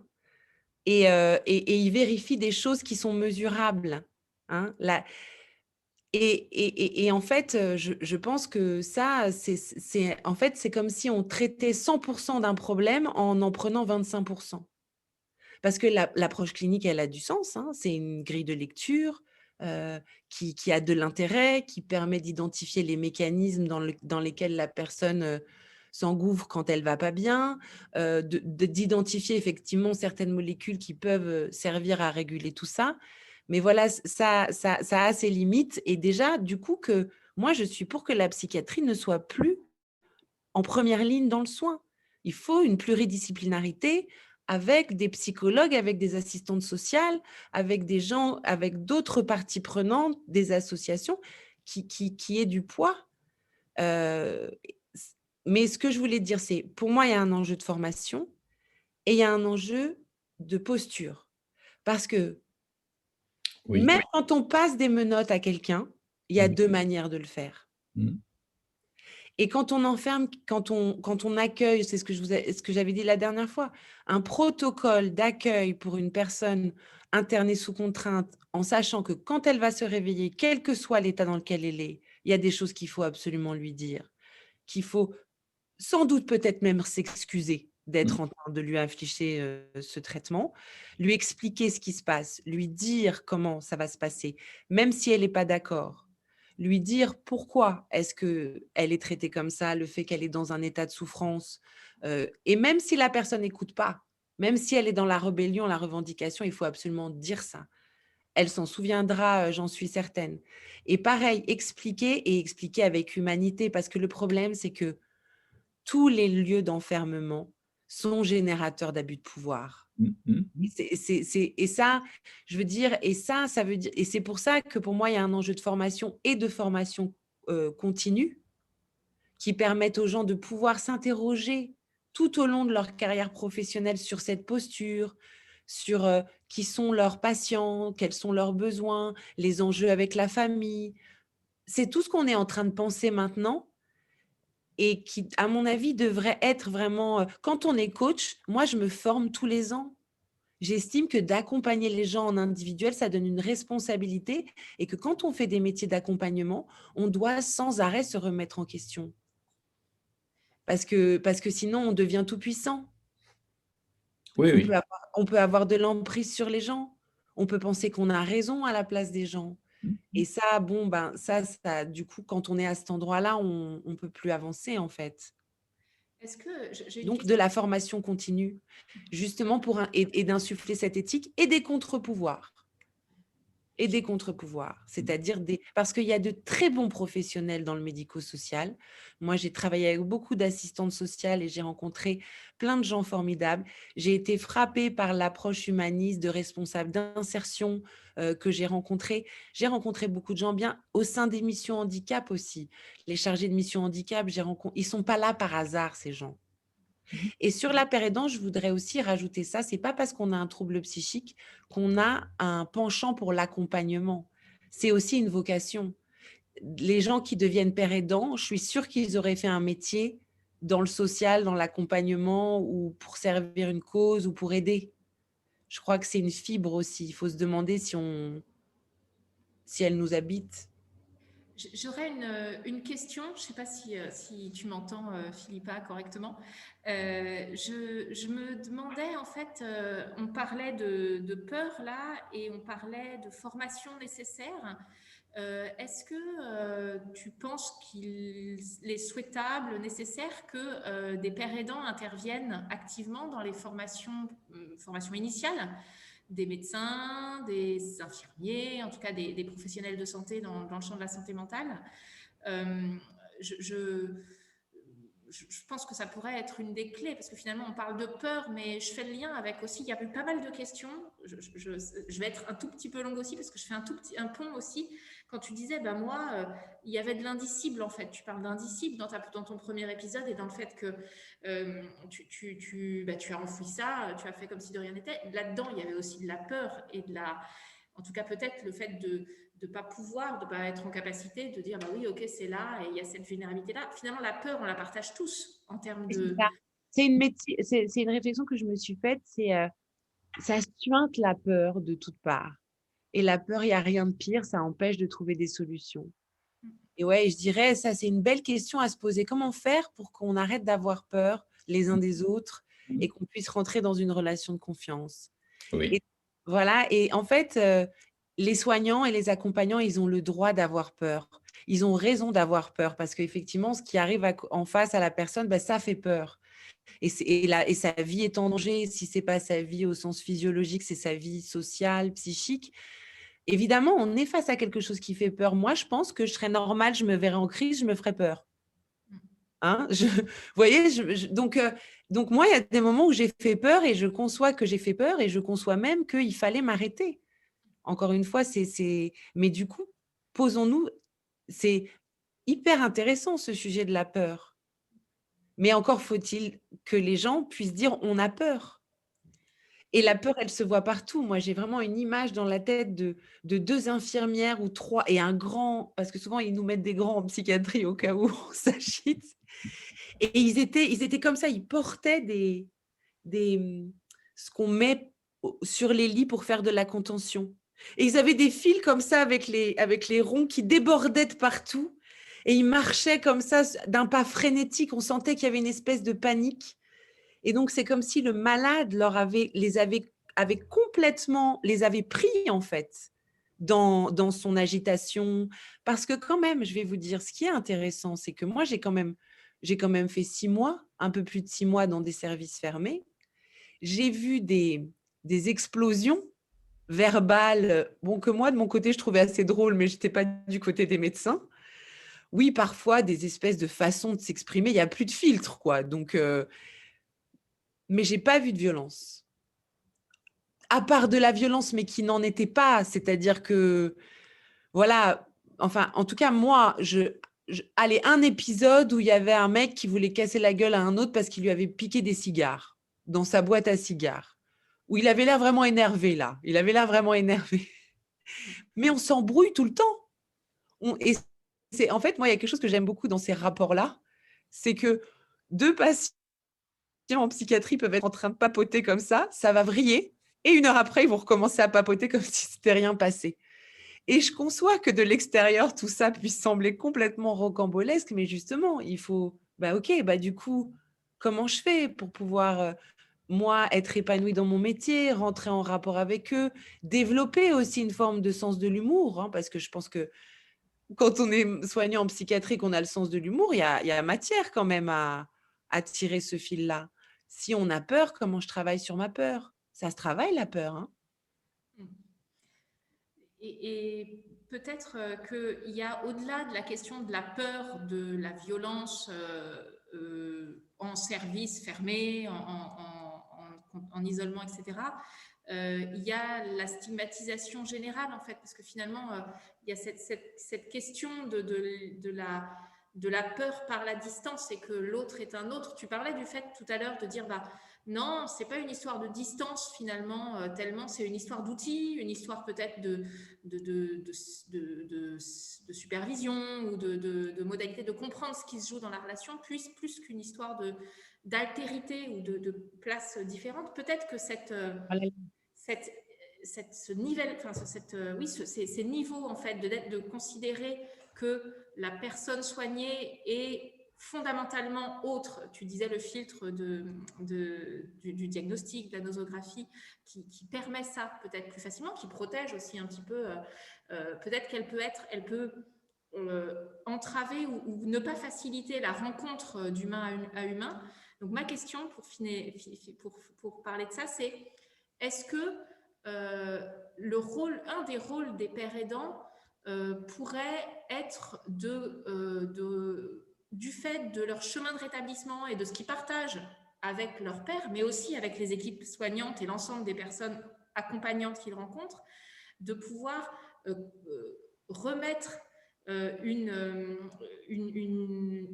humanité commune et du coup peut-être faciliter un peu la diminution de cette fameuse peur Ouais. auprès des équipes comme auprès des patients.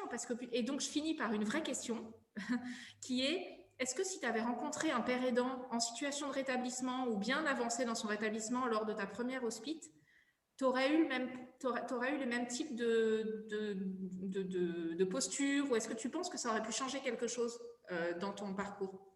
C'est difficile de répondre à ça parce que vraiment, j'avais pas la moindre idée que cette chose-là existait.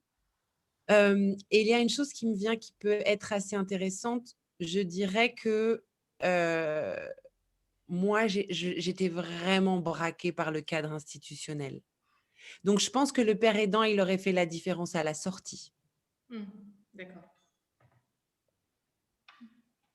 J'aurais eu beaucoup de mal, je pense, à ne pas le mais c'est moi, hein, parce que moi, je suis quand même, enfin, moi, en plus, j'admets que je suis pénible, hein, dans ces moments-là et je pense que ça a pas dû être très sympa pour les équipes médicales qui m'ont je veux dire, voilà, je conçois que ce soit difficile humainement, je conçois que ce soit difficile à gérer et c'est pour ça que je pense qu'il faut armer les gens et puis leur donner d'autres alliés, justement. Et puis oui, alors, pour la relation de distance, de toute façon, moi, je suis quelqu'un qui suis pas d'accord avec cette posture de distance. Je suis quelqu'un qui pense que pour aider les gens et pour les accompagner, il faut oser les aimer, Mmh, mmh. hein, que c'est pas du tout, qu'on peut très bien travailler sa posture, qu'on peut très bien mettre en place une certaine distance pour pas être dans ce rôle du sauveur, pour pas s'octroyer des prérogatives qui sont pas les siennes. Par contre, je crois que si on n'est pas touché par l'autre, que si on n'ouvre pas un espace qui est aussi celui, du cœur, de l'empathie, ben, on passe à côté de la souffrance de l'autre, hein, et on peut pas l'entendre, en fait. Et je crois que je crois que ça fait partie des raisons pour lesquelles, il y a beaucoup d'échecs en psychiatrie, hein, parce que les gens ressortent pas en bon état, ils mettent du temps après les hospitalisations à remonter la pente et on a tendance à dire que c'est la pathologie qui provoque ça. Mmh. Mais moi, je crois que vraiment, il y a une marge de manœuvre immense en termes de soins, d'accompagnement. Mais ce qui est difficile, c'est que ça oblige à repenser tout ça. Ça oblige les soignants et les accompagnants à se remettre en question à des endroits où c'est pas facile de se remettre en question pour n'importe qui.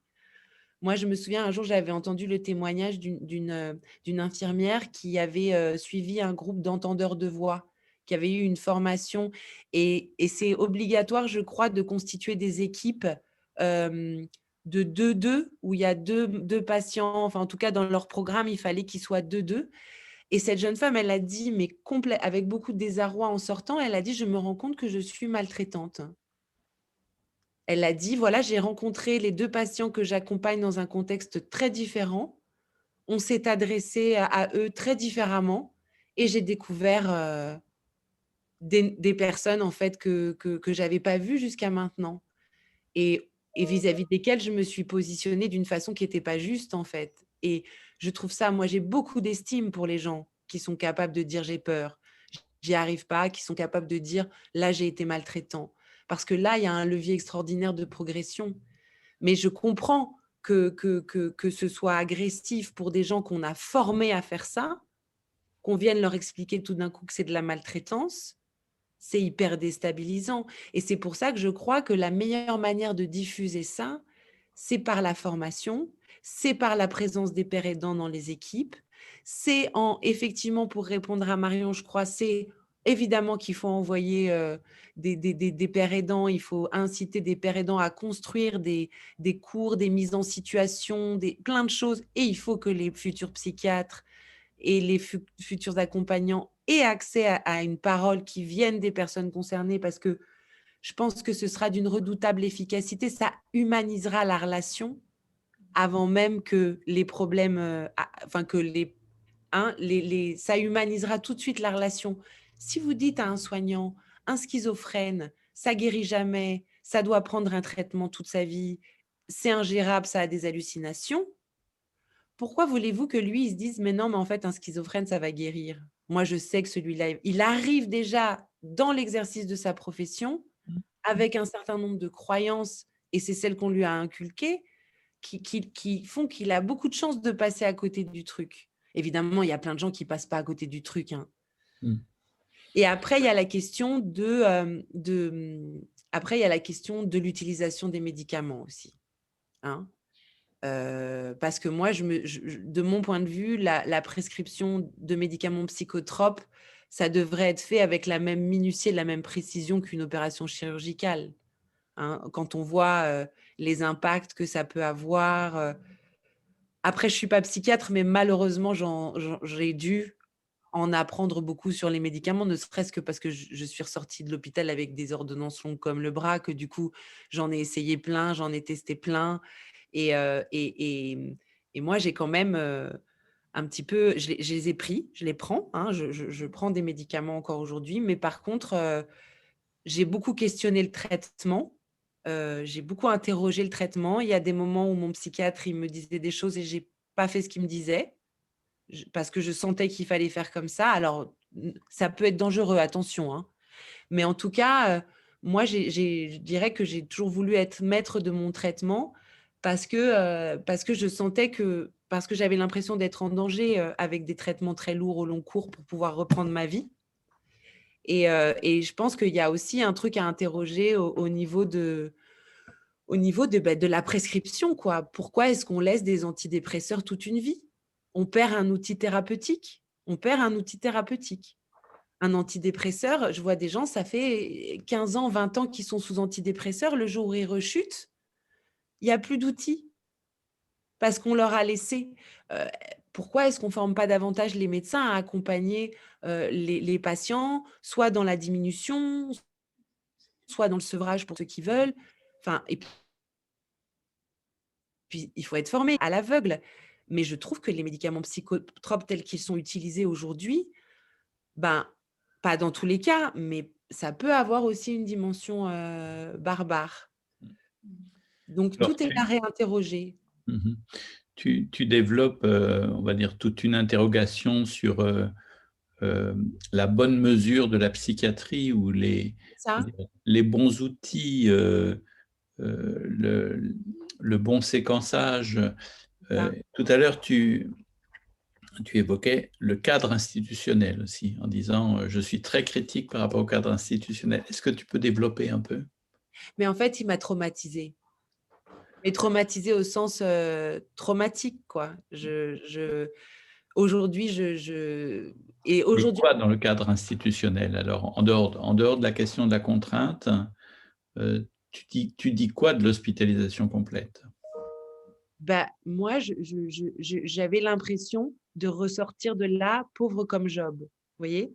C'est-à-dire qu'au moment où pour moi commençait le plus difficile, eh ben, il y avait plus on m'a laissé sortir et là, j'étais dans une solitude absolue, en fait. Mmh. Donc non seulement j'ai ressenti l'hospitalisation comme une brutalité, mais en plus je n'ai pas si cette brutalité vous savez parfois, c'est comme un coach sportif, hein. Parfois le coach sportif, il vous fait aller au-delà de vos limites et tout, mais un jour vous vous dites: «Ah oui, mais moi j'avais envie de gagner ce combat et heureusement qu'il m'a poussé». Bon, on pourrait, si c'était on pourrait se dire: «OK, heureusement qu'on m'a enfermée, heureusement parce que sur le moment ça m'a fait mal, mais c'est ça qui m'a permis d'aller mieux». Mais moi, jamais je ne me dirais ça. Mmh. Et combien de fois dans les périodes de très grande dépression, de très grande souffrance, je suis ressortie du cabinet de mon psychiatre avec l'impression d'être, une mendiante, à qui on avait donné 5 centimes dans la journée. Mmh. Tellement la réponse qui était faite par des gens qui étaient des gens bien, hein, encore une fois, je critique pas leur personne, hein.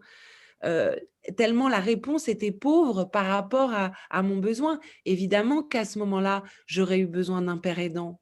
Évidemment qu'à ce moment-là, j'aurais eu besoin qu'on me parle, ben, de stratégies de rétablissement, qu'on me montre mes ressources, qu'on m'encourage à continuer, mes projets. Et d'ailleurs, je dois dire que c'est ce qui a été fait notamment par mes parents d'une manière un peu extrême, c'est-à-dire qu'eux, ils m'ont encouragée à mener une vie comme si s'était rien passé. Mais il y a un juste milieu à trouver, je crois. Et voilà, et donc l'institution, voilà, ça en fait, ça ne m'a pas aidée. Je crois que c'est ça qui est le pire, c'est que l'endroit qui était censé me soigner ne m'a non seulement apporté aucun pas de réconfort et en plus je me suis sentie brutalisée. Ça fait beaucoup quand en plus il y a une maladie et le lieu du soin peut plus être l'espace du traumatisme. Et encore une fois, moi je tiens quand même à préciser que j'ai beaucoup de respect pour l'être humain en dehors des pratiques. C'est-à-dire que pour moi, ça ne me remet pas en cause la personne et son intégrité et sa capacité à être un bon accompagnant. Ça remet en cause les croyances, les postures, heu l ça oblige à repenser les pratiques, mais je pense que les gens qui sont en place sont capables de faire ça, si on leur amène les choses de manière respectueuse et si mais il y a un endroit où il y a une pour pouvoir accepter ces nouvelles pratiques, tout ce qu'on essaye de véhiculer sur le rétablissement et tout ça, il y a un moment à passer qui fait mal. C'est le moment où on se rend compte que, bah, jusqu'à maintenant, on a peut-être été plusieurs fois maltraitant. Et c'est le moment où on est obligé d'admettre qu'en fait, on a peur de plein de gens qu'on soigne. C'est très dur ça, de dire ça, Mmh. d'opérer cette Mmh. remise en question-là. Mmh. Mais une fois qu'on l'a faite, on sait sur quoi travailler. On sait que nos soignants en psychiatrie, ils ont besoin d'être accompagnés sur leur posture, que parfois ils peuvent être confrontés à la peur et donc ils ont besoin d'outils pour pouvoir eux-mêmes travailler sur cette peur au quotidien, la remettre en question. Voilà, on sait quand même ce qu'ils vivent maintenant. Donc il faut leur permettre de le formuler, eux qu'ils acceptent que, bah, ils ont peut-être fait effectivement jusqu'à maintenant des choses qui n'étaient pas les bonnes et leur donner des outils, de réfléchir sur les valeurs, l'éthique, comme tu as dit tout à l'heure et comment la mettre en œuvre concrètement, le mieux possible et puis surtout d'être dans un état d'esprit où on pense vraiment que les gens peuvent, se rétablir, guérir, avoir une vraie vie, surtout quand ils sont très jeunes. La première crise, c'est un moment stratégique, je pense. Pauvre comme Job, c'est une drôle de référence, hein, parce que, il y a toute une, signification, biblique finalement, de l'expérience vécue par Job, qui est celle du dépouillement et qui est celle effectivement peut-être de ce qu'on trouve dans le dépouillement. Mais bon, je ne sais pas si, on peut l'appliquer à la Eh question. si, au bout d'un moment, en travaillant beaucoup, on peut trouver quelque chose dans le dépouillement, mais le dépouillement, sur le moment, ça fait mal quand Je j'en conviens. y a un autre élément qui, pour moi, que j'aimerais partager et qui, pour moi, est fondamental et que je m'étonne beaucoup qu'on n'ait pas creusé, c'est que je crois qu'il faut vraiment, vraiment interroger les délires autrement, hein. Je pense que c'est étonnant tout ce que je dis dans le délire de moi-même, de mes failles, de mes traumatismes, et qui, au fond, rien n'est entendu. On ne sait rien on dit accès maniaque. Au fond, on ne sait rien de ce qu'est un accès maniaque. On n'a jamais fait d'études où on confronte les différentes thématiques que l'on retrouve. C'est quand même extrêmement intéressant que tous les gens qui délirent sur les mêmes thématiques. Il y a des thématiques récurrentes. Je veux dire, la science, c'est quand même interroger des phénomènes récurrents. Oui, Et ben, jamais on s'est demandé pourquoi est-ce qu'il y avait autant de personnes qui avaient des délires mystiques. Pourquoi est-ce que tant de personnes relatent le fait d'avoir été pris dans un truc qui ressemble au Truman Show? Combien de fois j'ai entendu ça qui provoque cette paranoïa? Qu'est-ce que ça veut dire un délire de persécution? Est-ce vraiment qu'un délire? Est-ce que la personne n'a pas vraiment vécu? Auquel cas, après qu'elle soit sortie de l'hôpital, ça vaut le coup d'aller la réinterroger là-dessus. Pendant que vous étiez pas bien, parce que qu'est-ce qui se passe en fait? Ce qu'on appelle un délire de persécution, si jamais il y a des choses vraies qui sont dites, on n'entend rien. Hop, délire de persécution. Et puis, étudier les différentes thématiques qui surviennent dans ces états, les confronter, accumuler des données. Je suis sûre on pourrait les confronter à la suite de la vie de la personne. Enfin, je suis sûre qu'on pourrait tirer des informations très intéressantes parce que c'est la chose qu'on s'est toujours refusé hein, à explorer, de peur peut-être de ramener le patient dans ses élucubrations. Mais au fond, on n'a jamais exploré ça, on n'a jamais étudié ça scientifiquement. On a dit délire. ça c'est du côté de la science, mais enfin, je ne voudrais pas monopoliser les questions et peut-être Marion en a une. Oui, oui, moi j'avais. Alors, je vais revenir sur la pérédance, mais en restant en lien avec ce que vous partagiez. Il y a une question qui dit la pérédance pendant l'hospitalisation et la pérédance après l'hospitalisation. euh, les différents espaces où on peut trouver, comment et où trouver de l'aide, ce type d'aide-là aujourd'hui. Donc là, on peut apporter certains éléments de réponse, mais et la question, c'est aussi de dire, et en même temps, est-ce qu'il ne faut pas aussi penser de la pérédance en crise en tant que telle? Et toi, tu disais, Philippa, que pour toi, ça aurait été, l'institution était tellement Ah, vécue mais c'est de super manière pour violente. d'autres, hein. Oui, bien sûr, c'est ça. Ça peut aussi exister de la place de la pérédance de crise. Alors, les services, les unités, Bien ils sûr, bien sûr. sont pas encore là, Mais mais alors moi, je tire mon chapeau à ces pérédants-là, hein. Moi, parce que, et là, voilà, je pense que si on est un pérédant dans un service fermé, là, il faut vraiment de l'analyse de pratique, du travail sur la posture. C'est pas n'importe quelle personnalité qui peut faire ça. Mais évidemment que la pérédance de crise, même s'il y a des énergumènes comme moi qui vont avoir tendance à, encore que je sais pas, parce que ça dépend comment ils m'auraient parlé. Si ça se trouve, ou elle d'ailleurs. Mais si ça se trouve, j'aurais entendu. Parce que dans ces moments-là, il y a vraiment un ton que les gens entendent. Et paradoxalement, plus quelqu'un est agité, plus quelqu'un crie, plus il faut lui opposer une certaine douceur, parce qu'au bout d'un moment, ça le déstabilise. Et aussi parce qu'une raison pour laquelle la personne crie, c'est qu'elle a peur qu'on lui fasse du mal et qu'elle est parfois dans un état paranoïaque qui fait que, et donc plus on l'approche avec douceur, avec une forme d'empathie, à un moment donné, on peut voir le ton de la voix baisser et le contact qui s'établit. Donc oui, évidemment, ça a du sens. Et puis, il y a d'autres questions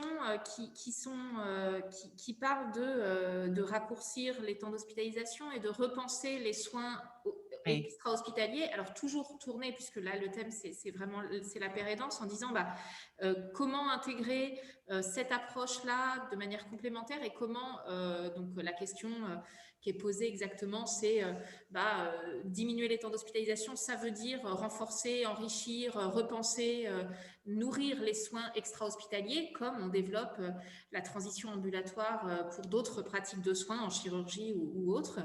Et donc, à ton avis, la place des pères aidants dans le soin psychiatrique courant d'extra-hospitalier, en gros, où est-ce que c'est... Est-ce qu'il en faut partout? Est-ce qu'il en faut au sein de chaque service? Est-ce qu'il faut, je parle de père aidance, est-ce qu'il en faut plutôt de manière associative, en dehors des clous des services de psy? Ou est-ce, voilà, enfin, toi, qu'est-ce qui te paraît prioritaire ou nécessaire?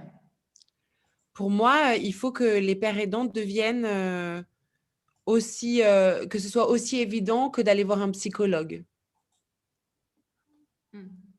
Voilà. Et après, tout l'enjeu, c'est quelle formation? Comment est-ce qu'on donne les moyens à ces pères aidants? Comment est-ce qu'on aussi supervise la profession?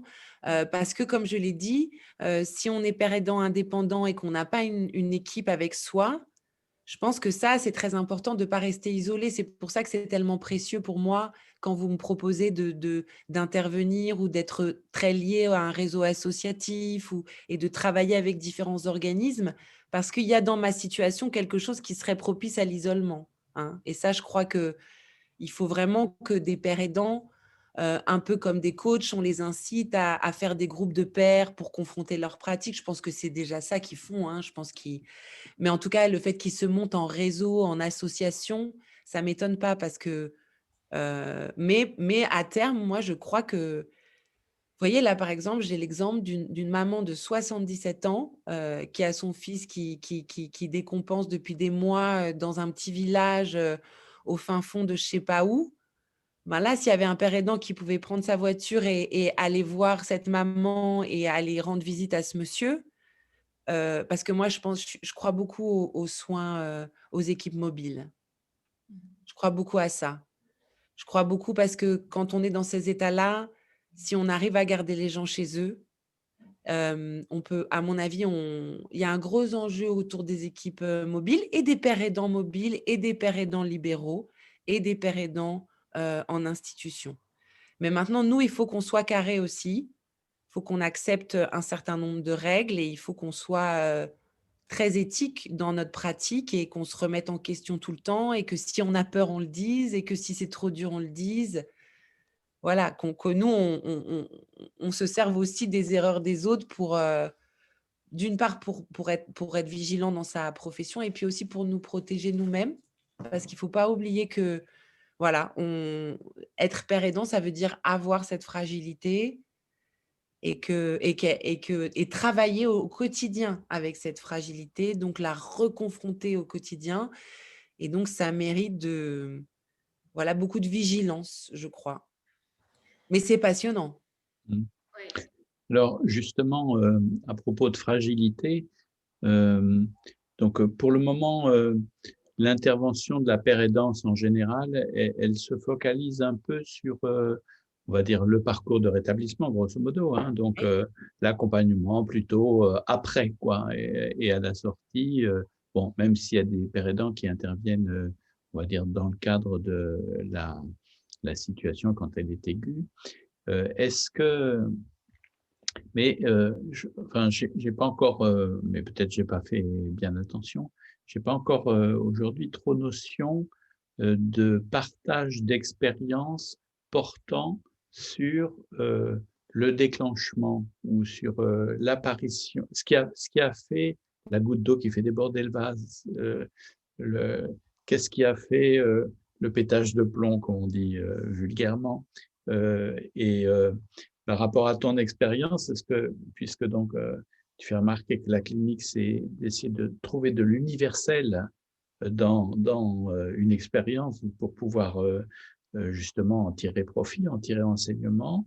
Qu'est-ce qui, dans ce que toi tu as vécu, tu peux considérer comme étant universel dans, la mécanique de déclenchement ou, voilà, de la décompensation, comme on dit aussi?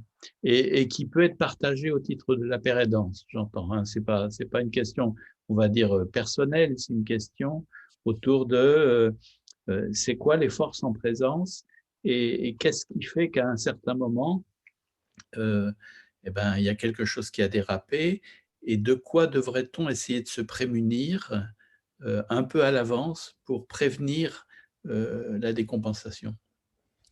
Alors déjà, malheureusement, il y a un point commun que j'ai rencontré quand même dans toutes les histoires et bon, ça m'a frappée, c'est qu'il y a quand même des traumas, dans l'enfance. Enfin, moi, j'ai jamais entendu, le récit de quelqu'un qui avait été hospitalisé en psychiatrie, particulièrement sous contrainte, dans lequel il y a pas, quand même des grands accidents, quoi. Oui. Et des donc c donc c donc ça, je crois que voilà, c'est quand même le fruit de trauma, de dysfonctionnement.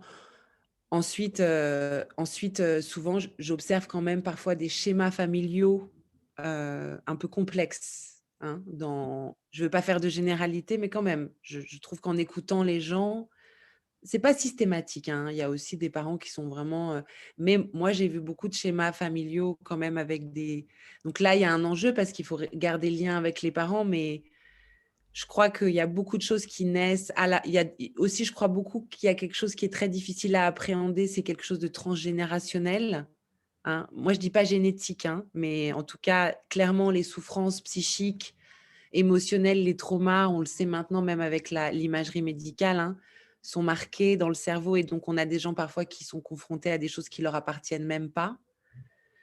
Donc pour ce qui est du déclenchement, après oui, il y a des je pense qu'il y a des formes de personnalité peut-être aussi hypersensibles, exaltées, très empathiques. C'est Henri Grivois qui j'ai trouvé ça beau ce mot du concernement. Des gens qui sont très concernés par le monde, qui ont un rapport au monde, voilà comme ça très épidermique. Hem et puis une certaine forme d'inconfort aussi, hein, dans ce monde, de sentiment d'être incompris, peut-être des échecs, une forme d'inadaptation de par une personnalité, vous voyez? Mmh. Il y a toutes ces choses-là qui se recoupent et aussi moi, il me semble que voilà et donc alors je pense aussi que pour éviter une décompensation, si ça y est, j'ai une idée, c'est la sensibilisation et la formation des plus jeunes. Exactement comme on fait, des choses sur la dictologie, sur le sida dans les écoles, parce que je pense que les jeunes ont une grand c'est l'avenir en fait, c'est eux qui vont il va falloir il faut quand même qu'on s'attende à ce que ça prenne une cinquantaine d'années, Mmh. cette mutation, hein. Il faut pas être, Oui. et encore, hein, je veux dire, je suis optimiste quand je dis 50 ans, hein, c'est des grosses mutations donc travailler avec les générations futures, ceux qui arrivent, faire les sensibiliser pour que eux, par exemple, la génération de mon fils, bah, plus personne ne pense que c'est pas quelque chose qui peut arriver à tout le monde. Je pense que les jeunes, ils peuvent entendre ces messages-là et et puis inciter à l'entraide, connaître les signaux d'alerte et puis qu'il y ait beaucoup plus de solidarité entre les gens, que ça porte pas atteinte aux amitiés. Parce qu'aujourd'hui, c'est ce qui se passe, il y a de la peur. Je pense que si on éduque nos enfants, on les informe, on leur explique et ben, déjà, il y a beaucoup de choses qui peuvent être, régulées. Mais ça demande une génération, vous voyez? Mmh, mmh, mmh. Je pense qu'on peut, si on pense bien les choses, faire en sorte que la prochaine génération de gens qui ont 13-14 ans aujourd'hui arrive avec cette idée que oui, c'est possible d'avoir un problème de santé mentale, que ça peut être soigné, accompagné et que c'est ça peut arriver, qu'il y a rien de répréhensible à ça, ça existe. Qui passe donc dans l'éducation, Ouais. de tous. Je crois Mmh. et particulièrement des jeunes parce que je pense qu'ils sont très malléables, enfin, ils ont une grande capacité à et puis parce que c'est à cet âge-là qu'on est très en danger. Mmh mh. Donc pour faire de la prévention et puis de l'entraide aussi, de la paire-aidance entre jeunes parce que, je pense que quand on a 14-15 ans, le pote qui va mal, on va lui parler et on peut, enfin moi je vois parce que j'ai des fils de cet âge-là et je suis assez touchée de voir les interactions qu'ils ont par rapport à leurs problèmes. Je trouve qu'ils sont bienveillants. Les enfants on a enfin, aussi il y a un film sur les représentations qu'ont les gens des troubles psychiques où ils font réagir des adultes et après des enfants. les enfants et les adultes, ils ont tous des stéréotypes dans la tête, mais il y a une chose qui est notable, c'est la compassion naturelle des enfants et je pense que ça existe encore chez les adolescents et si on arrive à réveiller cette compassion, cette empathie, ce respect de cette souffrance dès le plus jeune âge, on pourra, faire progresser les choses, prévenir. Mmh. Parce que j'espère que du coup, les jeunes pourront aller chercher de l'aide parce qu'il y aura des lieux comme ceux qu'on essaye de créer en ce moment. Ils iront chercher de l'aide parce qu'il y aura un de leurs potes qui leur aura dit: «Tu sais, ça va pas, regarde, on peut aller là, vas-y, je t'amène», et que en fait, les gens iront à temps Mmh. et trouveront des réponses adéquates. Une fois que l'engrenage est parti, on est face à des challenges, voilà, on sait qu'il va falloir travailler avec, la faille existe, le cerveau connaît le chemin, quoi. Mmh. Oui, Marion? Il y a plusieurs fois la même question qui revient sur est-ce qu'on peut être dans une posture de père aidance si on n'a pas le même trouble? Est-ce que Oh c'est... oui! Voilà. Je te laisse répondre. Ah oui. Non, alors moi, je sais pas parce que je trouve que le trouble bipolaire est très intéressant parce qu'il fait à peu près traverser, hein, on fait le tour de toutes les possibilités en termes de dysfonctionnement. Il y a aussi bien l'expérience de la décompensation que de la dépression profonde, colorée par une anxiété généralisée, de l'angoisse, parfois des problèmes d'addiction, un rapport à l'alimentation qui peut être complexe. Donc, je trouve que le trouble bipolaire est un bon spot d'observation et qui permet d'avoir une idée. Mais je crois que oui, je crois que oui, on peut bien sûr accompagner. Enfin, il y a quand même des choses communes. Enfin, il y a une souffrance commune, des expériences communes. Moi, je crois vraiment que oui. Une question, un peu plus, «politique» entre guillemets ou d'organisation. On entend, pas mal, en ce moment, des voix qui s'élèvent pour dire, «On a été trop loin dans la diminution des lits, dans la désinstitutionnalisation, et cetera et donc il faut arrêter, d'enlever des lits dans les hôpitaux, et dans les services de psychiatrie». Qu'est-ce que tu en penses? Je vous l'ai dit, moi, je ne sais pas pourquoi intuitivement, je suis à fond pour les équipes mobiles. Je pense que la mobilité est la clé. Parce que la mobilité, ça permet de convaincre quelqu'un, parfois d'aller à l'hôpital si vraiment c'est nécessaire et ça permet de réguler les choses parce qu'en plus, forcément, des gens qui vont travailler dans des équipes mobiles, eux, ils sont pas formés, de la même façon, j'imagine parce qu'eux, ils sont vraiment au contact, enfin, je sais pas, je dis ça, moi, ça m'a botté cette idée, j'ai trouvé que c'était une bonne idée. Il y en a certainement d'autres, et je pense qu'effectivement, en tout cas, je vais vous dire, je sais pas le nombre de lits. Mais par contre, faire des lieux de psychiatrie, des lieux à visage humain, quoi. Vous voyez? Que cette souffrance-là, elle a besoin d'être enveloppée. Alors, je vous raconte pas de mettre des salles de bain en marbre ou des choses comme ça, mais ce que je veux dire, c'est, il y a un enjeu de l'architecture, il y a un enjeu pour pouvoir protéger, déjà susciter un bien-être, ne serait-ce que par, la façon par la morphologie qui au Clubhouse, on fait très attention à ça, par exemple. Alors après, là, il y a des enjeux de moyens qui sont importants et tout, mais je dirais que les moyens, c'est un vrai sujet, mais il y a un autre vrai sujet, c'est l'état d'esprit.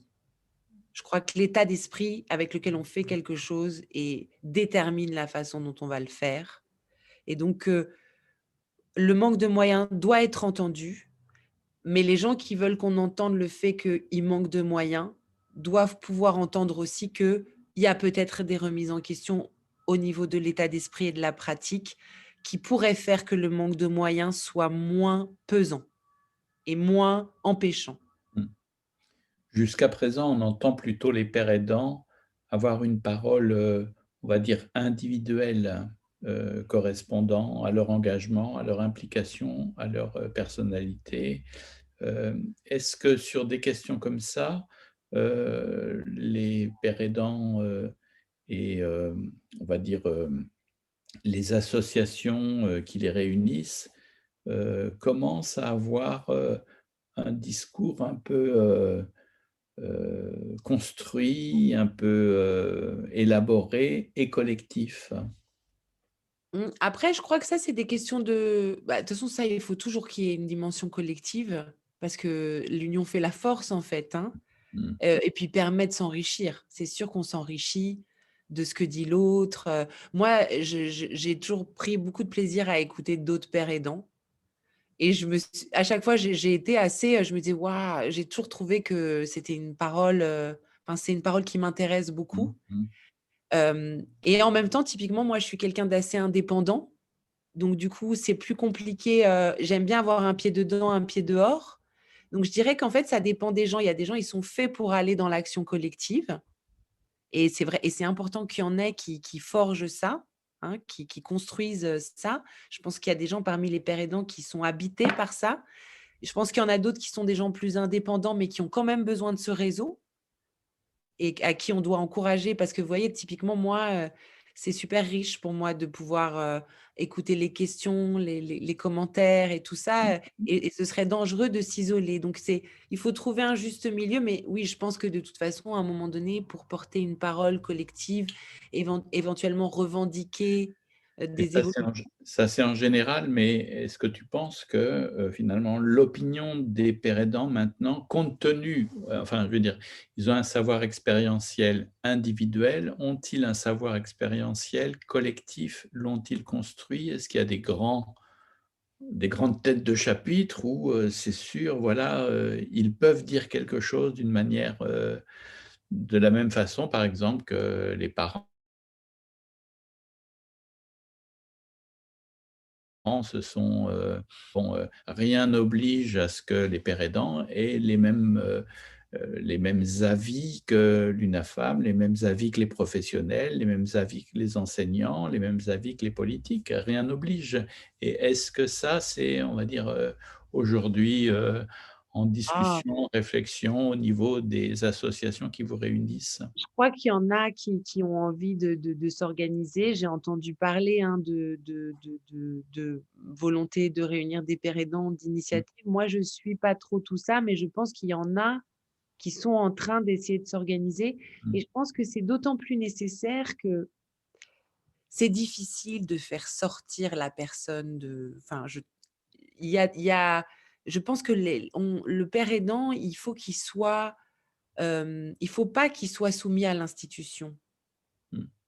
Il faut qu'il participe au travail de l'institution de manière, à part entière, comme un professionnel et un expert à part entière et ça, c'est pas encore tout à fait en place et c'est vrai que l'action collective et le fait de formuler une pensée, propre aux réflexions qui émanent de la pérédance, le fait d'écrire des livres, le fait d'intervenir de plus en plus aussi dans les médias. Je pense que oui, parce que pour l'instant, ça m'arrive, moi, d'être un petit peu agacée dans les colloques ou dans les tables rondes, du fait déjà qu'on donne pas suffisamment la parole aux pères aidants et que clairement, quand même, parfois, il y a encore une forme de condescendance.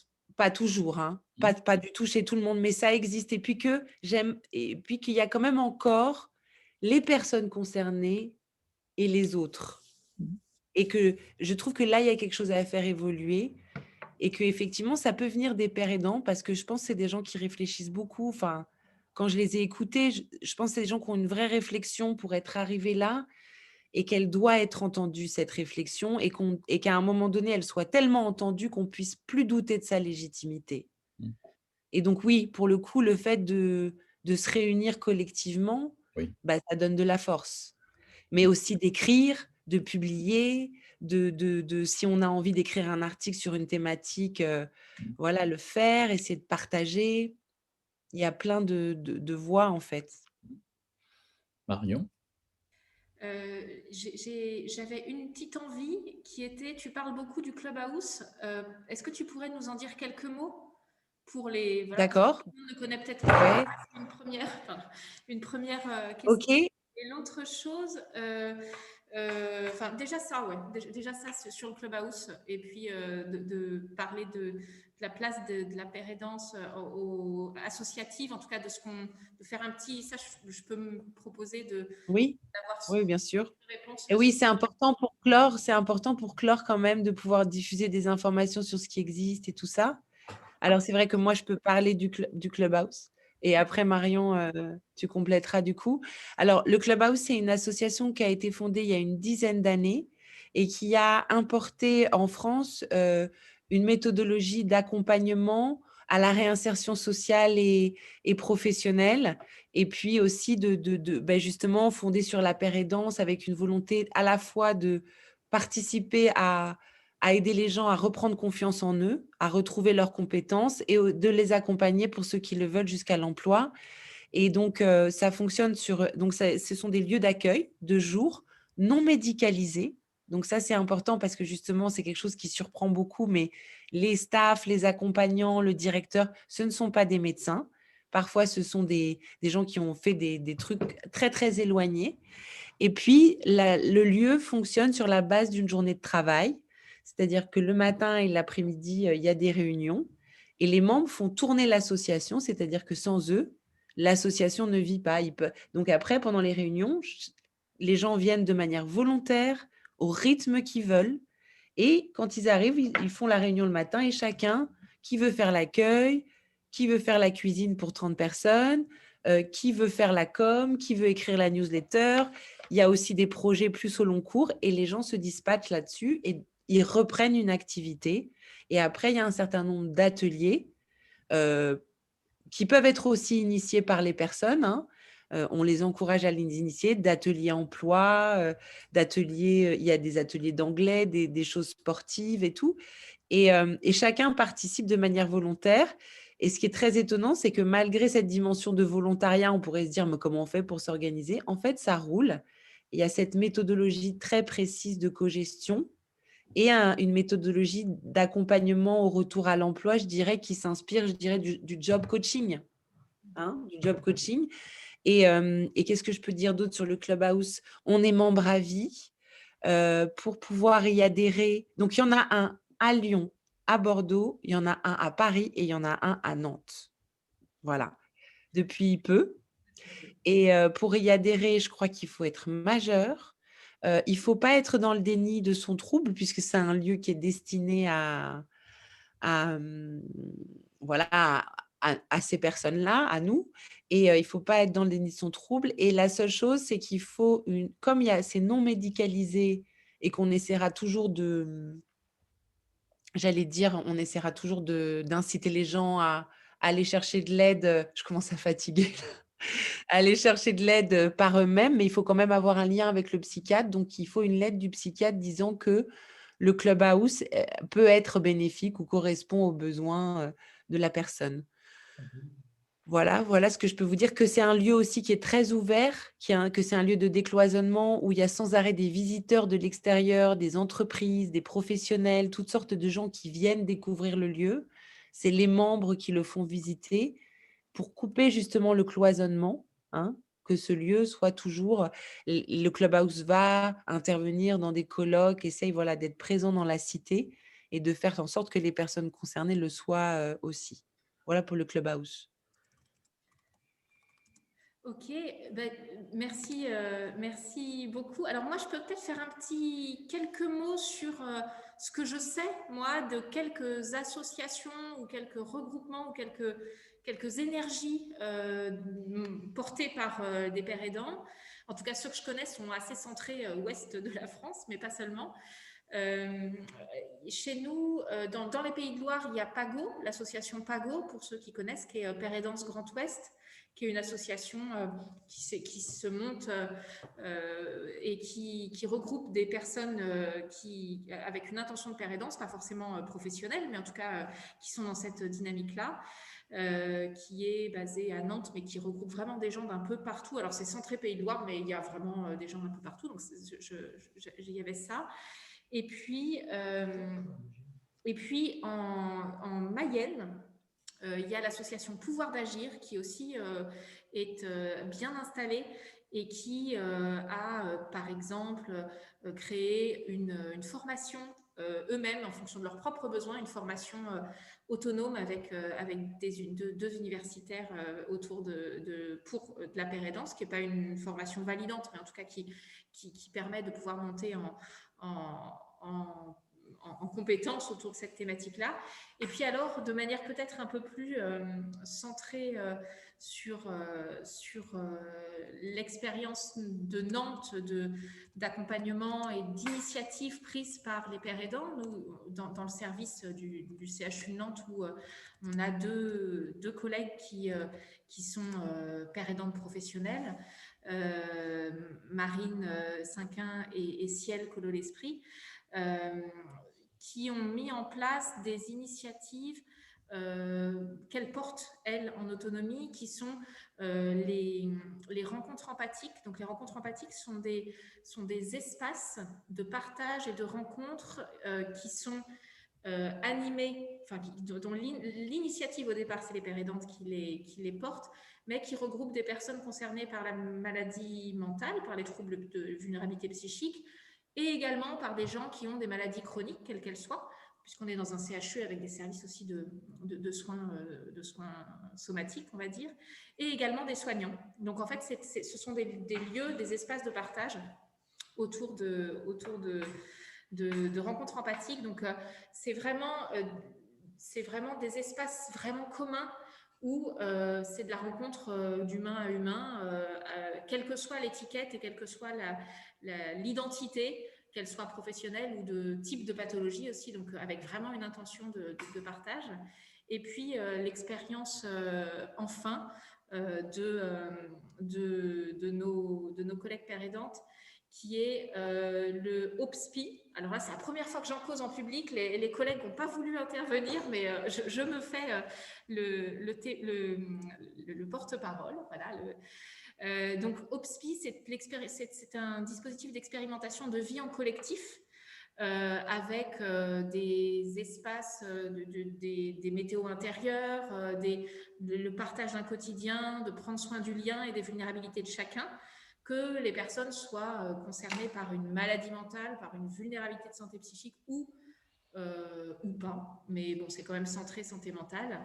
Donc voilà, il y a des initiatives, c'est tout ça pour dire en fait que c'est des illustrations, parce que moi je connais évidemment plutôt ce qui se passe chez moi, enfin en tout cas dans le coin, mais c'est pour dire qu'il y a quand même des énergies et que finalement les personnes pères aidantes, quand elles ont de la place pour exister, elles ont la possibilité de pouvoir développer plein de choses assez innovantes et qui vont vers peut-être un peu plus de rencontres. En tout cas, c'est leur job, hein. On dit médiateur de santé père, médiateur de santé. C'est aussi, je trouve, votre place de pouvoir médier et de pouvoir nous permettre d'aller tout doucement vers l'horizontalité. Voilà, il faut y aller doucement, il faut être bienveillant. Et surtout, ce que tu dis, ça me fait penser à un truc. Je pense que les pères aidants et les deux exemples que tu viens de citer le révèlent, ils ont une force de créativité. Parce qu'ils ont un savoir qui est très singulier, ils ont la possibilité de penser en dehors de la boîte et de trouver des idées. Et j'ai envie vraiment d'encourager les personnes à oser faire ça, à avoir confiance dans leurs intuitions. Parce que je pense que c'est ça aussi, on a besoin de créativité, on a besoin de gens qui proposent des choses nouvelles, voilà. Donc, et je pense qu'on est des créatifs, enfin, je ne veux pas faire de généralité, mais en tout cas, j'ai rencontré beaucoup de créatifs et c'est un bon espace pour développer sa créativité aussi. Il y a plein de choses à inventer. C'est une belle... Oui, ça pourrait être le mot de la fin. On est pas mal là, peut-être. En plus, il est 17h, on est bon. Ouais, exactement. De toute façon, on ne peut pas tout dire, on ne peut pas aborder toutes les questions. Mais en tout cas, je trouve que d'ouvrir sur quelque chose d'assez optimiste et d'assez une perspective, la créativité, évidemment, nous, on la rencontre au quotidien. Alors là, il y a plein de questions de tout le monde en disant « et en Normandie, et à Rennes, etc. » Je ne sais pas partout. Mais peut-être le psychom, il peut avoir l'info ou... il y a des moyens de trouver des infos Voilà, et puis des moteurs de recherche, mais aussi effectivement par le psychom, par le CCOMS aussi. Bon, en tout cas, voilà, je pense que en tout cas, ça commence à exister tout doucement. Les gens commencent à s'organiser en association, en dispositif, voilà, et je pense que c'est vraiment, en tout cas, ça nous enrichit, nous soignants, on apprend tout le temps et on évolue vraiment beaucoup plus vite. Moi, jamais je reviendrai en arrière. Enfin, tant que j'ai le droit d'avoir des pères aidants avec qui je bosse. Je pense que quand on a commencé à expérimenter cette qualité de soins, enfin de qualité au sens propre, de l'impression de faire quelque chose de juste, ouais, de bien, on y revient, on ne repart pas en arrière de toute façon. Donc, voilà. Donc moi, en tout cas, Et, voilà. Et moi, je trouve ça super que vous ouvriez des espaces de parole libres, parce que je me suis sentie très libre de dire les choses comme je les pense. Et je pense que ça fait 10 ans que j'attends de pouvoir le faire et je trouve ça formidable. Voilà quelque chose de très neuf aussi, hein, de très, très récent, de pouvoir voilà, s'exprimer aussi sincèrement. Ça reste subjectif. Je dis pas que j'ai raison, mais je parle de mon ressenti et au moins j'ai pu aujourd'hui exprimer les choses comme je les ai vécues, comme je les ai ressenties et c'est précieux de pouvoir partager tout ça parce que voilà, c'est précieux. Donc merci beaucoup d'avoir ouvert cet espace et à tous ceux qui ont participé. Je regrette de pas vous avoir vu, de pas pouvoir, de pas avoir pu, voilà. Mais voilà, peut-être une autre fois quand on pourra à nouveau se se voir. Merci beaucoup, Philippa. Si tu Merci à peux vous. rester, là, les gens vont se déconnecter et puis on peut se prendre 5 D'accord. minutes derrière. OK. Juste pour tout le monde et pour aussi vos contacts, si vous voulez communiquer, cette intervention est enregistrée, a été enregistrée et elle va être mise en ligne sur le site du CREPSI des Pays de la Loire, donc libre d'accès pour tout le monde. Donc n'hésitez pas pour toutes les personnes que vous connaissez qui auraient bien aimé venir et qui n'ont pas pu venir, etc. Donc surtout, voilà, ça va être sur le site du CREPSI des Pays de la Loire. Pas tout de suite parce qu'il faut le temps qu'on s'en occupe, quoi, mais ça va se faire dans les semaines qui viennent.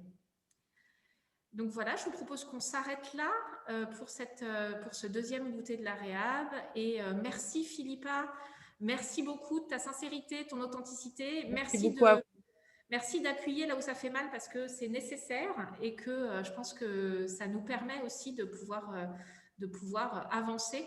Donc merci pour tout ça et puis une prochaine fois en vrai, avec plaisir.